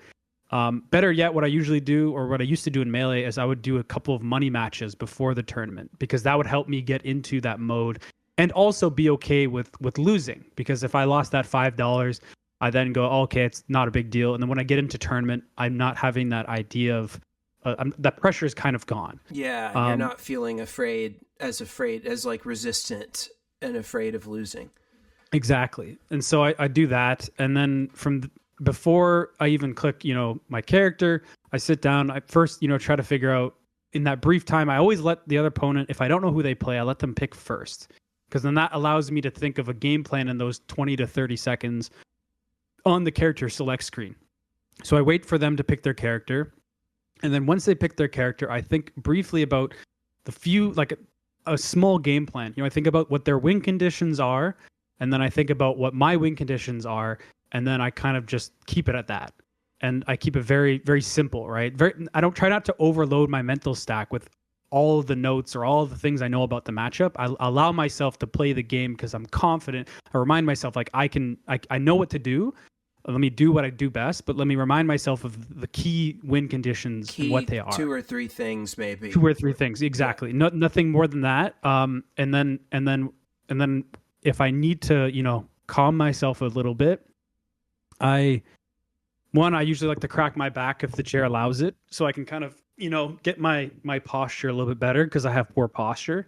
So I get myself physically, my physiology feeling a little bit better. And then from there, I kind of allow myself to kind of sink down. I physically think of myself kind of sinking down, not like weight, like, oh my God, like I feel like I can't move, but just kind of relaxing myself. So I relax my shoulders, I relax my elbows, my hands, I relax my face a little bit, but not too much. Because if you relax yourself too much, then you lose the tension, you lose the fear. You need a little bit of fear. But I allow edge, exactly. So I allow myself to relax a little bit, my shoulders, my face, my feet, my legs, whatever. But I get comfortable, right? And then from there, I kind of move I press my character, get going. I move my stick a little bit, feel the buttons, whatever, kind of get in the mode. And then right as it's about to start, I try and just focus on the game. I almost think of the game. I just look at the game. I stare at the game, and I don't try to think about nothing else. I'm just in the game. And again, that's going to take time, but I just don't think about anything else. Because I grounded myself first physically, and then I physically think about myself channeling all that energy into the screen. I'm mentally thinking, okay, I'm putting all my energy into this screen and only this screen, and that's it. And then from there, it allows me to play the game, because I set up, my physiology, I set up my game plan, I set up, the way that I'm going to operate, and then I channel everything into the screen. And then that's when I start playing. Hell yeah. The entire universe is this screen. Right. Exactly. This is what it is. I love that feeling. That's something that, because I used to think that it was just quote unquote nerves that was the problem, but it's really, the nerves only matter insofar as they impede focus. I feel, focus is really the goal. And I think, when you're able, because sometimes I'm not nervous and I'm still, maybe it's like my mind is a little bit too much in the room. I'm hearing conversations, I'm self-conscious that someone's standing right over my shoulder, and I'm not fully immersed in the game. And but that feeling of getting fully immersed in the game is a wonderful one. Mm-hmm. Well, man, this has been an awesome chat. Did you want to tell that Hungry Box story? The one where I was playing him in casuals? You said about using anger Oh yes. I'll briefly touch upon this. Okay, this is So random, but it's random, but I think it's a funny story. great. So we were talking this entire experience, in terms of emotions, in terms of coming to grips with a lot of things, right? Life, your in-game emotions, out-of-game emotions, etc. Right? And I've always been a big proponent. I've always been a big pusher of playing the game with passion, and that's kind of what I learned initially from actually reading Daigo's book, because he put a lot of his passion when he wasn't playing fighting games. He was trying to put passion into everything he did, and he realized, maybe those activities weren't right for him, but he noticed an improvement when he was trying to tackle those, endeavors with passion. And I've always, ever since then, tried to put passion into whatever I do that I want to do, right? And so I always thought that that was the best way to do things. I still think it is the best way to do things, but um, I learned something new when I played against Hungrybox. It was Gommel, I think 2022. So get on my level 2022 or 2023, and he was looking for some Falcons to play against because he was going to play against, I think, Nun or S2J or somebody, right? So he wanted that warm up. And he at that time I was doing a little bit better, and he knew who I was. I've talked to him before, and he said, "Hey, let's play some games." And there was another Falcon on the setup, and so we were just kind of rotating, win or lose, against Hungrybox, and so he could warm up. One of the games, like I was really doing very well against him, and his emotion, like his way that he was, operating, completely changed. Before he was kind of relaxed, just kind of playing the game, kind of in the zone, and then I started doing better, and he all of a sudden he just switch, a flip, a switch just flipped, and he started getting like angry, and he's saying under his breath, he's like, "Fuck, Falcon's such a stupid fucking character. Fuck this character. I bullshit ass knee stomp. I die at like 40. Fuck this character." And I was just like, I could hear him, right? I don't know if he knows I could hear him or not. I don't know if he's trying to play a psychological play or what, or if this is what he normally does, but he was talking to himself, right? And then all of a sudden he started playing like 2 to 3 times better. And I was like, whoa. And like, I could like, even if I didn't hear, what he said, or if I wasn't beside him, or I couldn't, actually tap into his emotional state, I could tell just by the way he was playing on the screen that there was like a hate behind it. Like there was anger behind it. And I was like, whoa. Like I was like, this is a weird experience, like I'm getting, I'm getting a view of inside, so to speak, at, again, a surface level, but I'm getting some type of experience into the mind of Hungrybox, of, his ability to tap into his anger and channel that energy into the game. And I was thinking to myself, I'm like, wow, like this is kind of wild. And I'm the kind of person where I like to try things, even if it's for better or for worse when it comes to competing. Like I'll try different options, I'll try different mental states, I'll try everything, right? I want to experience different things, right? And so there was a tournament after that when I ended up going to, and this is another story I wanted to talk about, Poe, but this was the tournament, I went to Genesis. And Genesis is like another large event. There's been multiple events, that have happened over the years. It's one of the big tournaments outside of Big House, when Big House was happening, etc. I had to play against Mango in losers, and I had to play him very early on. I had to play him for like 65th or 49th or something like that. And the reason I had to play him is because he was annoyed about the rankings that just came out, and because they happen every year in January, and Genesis happens in February. So he was really angry with his ranking. I think he got 3rd, and he thought he was going to get like 2nd or 1st or whatever bullshit. And so he was sandbagging, as they call it. So he was, not playing his best. He was playing Mario and Dr. Mario. And so I had to play him in losers because he got upset. And I remember playing his Dr. Mario against my Captain Falcon. That's who I main in melee. And so, game 1 goes by, and like I'm like getting destroyed. I think I got like, he like 2-stocked me, which means he had 2 lives to like my none after, he won the game. And I remember sitting there and I'm going like, man, I flew out all the way to this tournament. This tournament was in, San Jose, California. So I'm going all the way from Toronto, all the way to West Coast, USA to play in this tournament. I spent so much money on the plane ticket.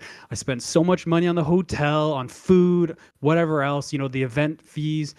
And I'm going to lose to this, I think he was probably drinking at the time, this drunk asshole who's playing as fucking Dr. Mario, and I'm playing my Who's Captain not Falcon, a good character. who's not a good character for the record. And I'm like, again, he's had practice over the years playing against Captain Falcon in that matchup because he'll play it against his good buddy S2J who plays Falcon. But even then, I'm thinking to myself, I came all this way to lose to this drunkard, this asshole with his shitty character. And I kind of just like snapped. I went, nah, screw this. So I went Ganondorf. And now Ganondorf also equally not a great character, but I like to think my Ganondorf is pretty good. And I realized something when I was playing against him that like the way that I was playing Falcon against this Dr. Mario wasn't working. Like I would attack him and he would reversal me, right? And so I'm like, okay, maybe I can do the same kind of approach, but with a character that hits harder and maybe can reversal the spots that he's trying to reversal. And so I picked Ganondorf, and I had so much anger behind it, and I had to remind myself, I'm like, calm down. I'm like, channel that anger. And I was like, I thought about that experience I had with Hungrybox. I was like, he was angry, but he channeled it into the screen. So I did the same thing. So I picked Ganondorf, and then I ended up, he took the first game, and it was first to 3, and I ended up taking all 3 in a row. He switched to Mario after because he thought his Mario would do better. And then I was like, nah. But the entire time, I'm like pissed, right? But I'm like pissed, but I'm like focus on the game. And then I ended up beating him, and the whole crowd behind me too was trying to, cheering for him. I had one person, one of my buddies from my scene, Jakob, or his tag is Faust. He was cheering for me, and everyone else was cheering for Mango. And every time I'd kill him, people would go, "Oh man!" But I was like, the anger was, fueling me. It was a surreal feeling. Wow, what a great! It's like a limited series of stories because they tied together so well. And that's epic, dude. I didn't realize it was with Ganondorf. Yes, it was with Ganondorf. I think it's actually on YouTube somewhere. If you look up, I think if you look up Mango versus Matteo, it might come up. But yeah, it was it was his Dr. Mario versus my Falcon initially, and then eventually my Ganon. I love that story. You fucked up Mango with Ganondorf. Channeling the rage. That's awesome. Well, anything else you want to say or cover? Anything you want to plug? Yeah, I'll say one thing. I'll say, we touched upon it before, but you should always play Third Strike to have fun. If you're not having fun, you should try to figure out why you're not having fun, and then kind of get back to that state of having fun with the game. And 2 is come out to events, enjoy the community, make friends. The game is not just the game. There's way more to it, like we talked about before. You'll surprise yourself with how much you'll enjoy hanging out with people, how much you'll learn, how much you'll grow as a person just from, allowing yourself to be open to socializing, being open to, experiencing the game within the community. And finally, I'll say, come out to Resurrection 2, Toronto Resurrection 2, happening August 29th. It's a tournament in a Chinese restaurant where if you enter and you pay registration fees, you'll be able to enjoy not only the tournament itself, but also a 10-course authentic Chinese meal during that day. And it's very good food, I will say. I didn't try it last year until the day of the tournament, and I was very, very surprised in the quality. But yeah, it's going to be a good tournament. We got a lot of good players coming out. We got a brand new Versus City, completely refurbished, with sharpness mods on each of the CRTs, and they look amazing. They feel amazing. They sound amazing. And so come out, experience a little bit of Toronto Third Strike, experience a little bit of Toronto hospitality, and yeah. I'll be there. Yeah, you will. I'm so excited. Yeah, I can't wait to meet Queej. I hope Ack comes. Lots of those guys, Eddie, Best Akuma, HK, so many Toronto guys. Because being in New York, Toronto's a great fightcade location for me. So I play a lot of Canadians online, and of course, hanging out with you and Zed. It's gonna be awesome. Well, thank you so much, Matteo, for taking the time, for sharing, a lot of your story, such great insights, and, thank you especially for being a great friend. The first two guests I've had, Billy Kane and now you, are people who have personally helped me a lot. And that's a big part of how I knew you would be a great guest because you've helped me. So please keep helping me. And I'm sure that you've helped many people today. But yeah, man, it's been really special. I remember the Hawaii suite. I felt like I was encouraging. You were a newer player. I was trying to encourage you, and here we are years later, and you're like a tournament organizer, and you're a super strong player. You've come so far, and you've helped me so much over the years. So it's just been an amazing journey, man, and I can't wait for more. Likewise, Poe. It's been a pleasure ever since I met you, and I still remember when you were trying to, help me emotionally during the Hawaii seat. And, I was very flustered because I felt like I couldn't control my character. I felt like, the cards were against me. I was playing against like Neobon, like it was super tense. And you kept reminding me, you're like, bro, you can do it. Like you're in the mix, man. Like you're capable. Like doesn't matter what, outside, like how good this guy is or anything like that. You were just like, you were there. You said that you were like, you were there. And I still think about that a lot. I still think about that moment where it's like, man, even back then, like, I had the ability to do so, but like I didn't see it. And you were there being like, nah, dude, like you got it. Like you got it, man.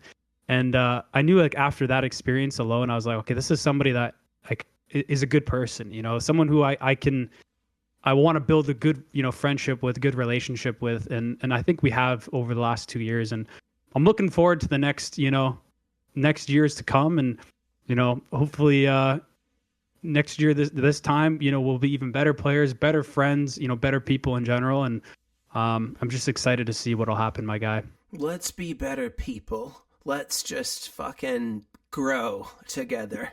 Exactly. And, yeah, man. I mean, it doesn't surprise me because I didn't know, like, I think you said, well, I play Melee and I've just dabbled in Third Strike, but I didn't know that you were, and for those who don't know, Matteo is a very, very good, very accomplished Melee player, as you probably pieced together from his story. But it made total sense to me when I later learned that because your fundamentals were there, like you would have these stretches of play, even back then a couple years ago where it was like you would do super smart stuff. You had a good rhythm to your play, and anything's possible in a 1-2, right? So I wasn't, I knew it was a long shot, but I saw the fundamental skill in what you were doing, which makes total sense now that I know your history. And little did I know you would, take those fundamentals and just come so far with it so quickly. It's been a pleasure. But yeah, man, the friendship is the best stuff of all, and our scene is in a great place. And you guys, what you're doing up there in Toronto with your locals, with your community, and with now Toronto Resurrection, I know for many people it's like, along with Third Strike Open, it's like one of the can't miss events of this whole year. So thank you for doing all that. And yeah, man, it's been an amazing couple years together, and I hope for many more, bro. Let's keep it up. Thank you, man. Let's keep it up, my guy. Appreciate you. All right. Well, we will wrap it up here. Thank you, everyone, for listening. I hope you've gotten something out of it. Please check out the other interview I've done with Billy Kane. There are going to be more interviews to come. Got the video essays up there. We referenced some of those. And yeah, like Matteo said, just whether you play Third Strike or any game, just participate, go to events. And like Matteo said, I was so moved by what you talked about of just, be a good person to be a good person. If we can just come to this activity of ours with a positive attitude and trying to lift up others, it can just be an amazing experience. So here's to that. Thank you. Thank you. Misatsu. Masatsu.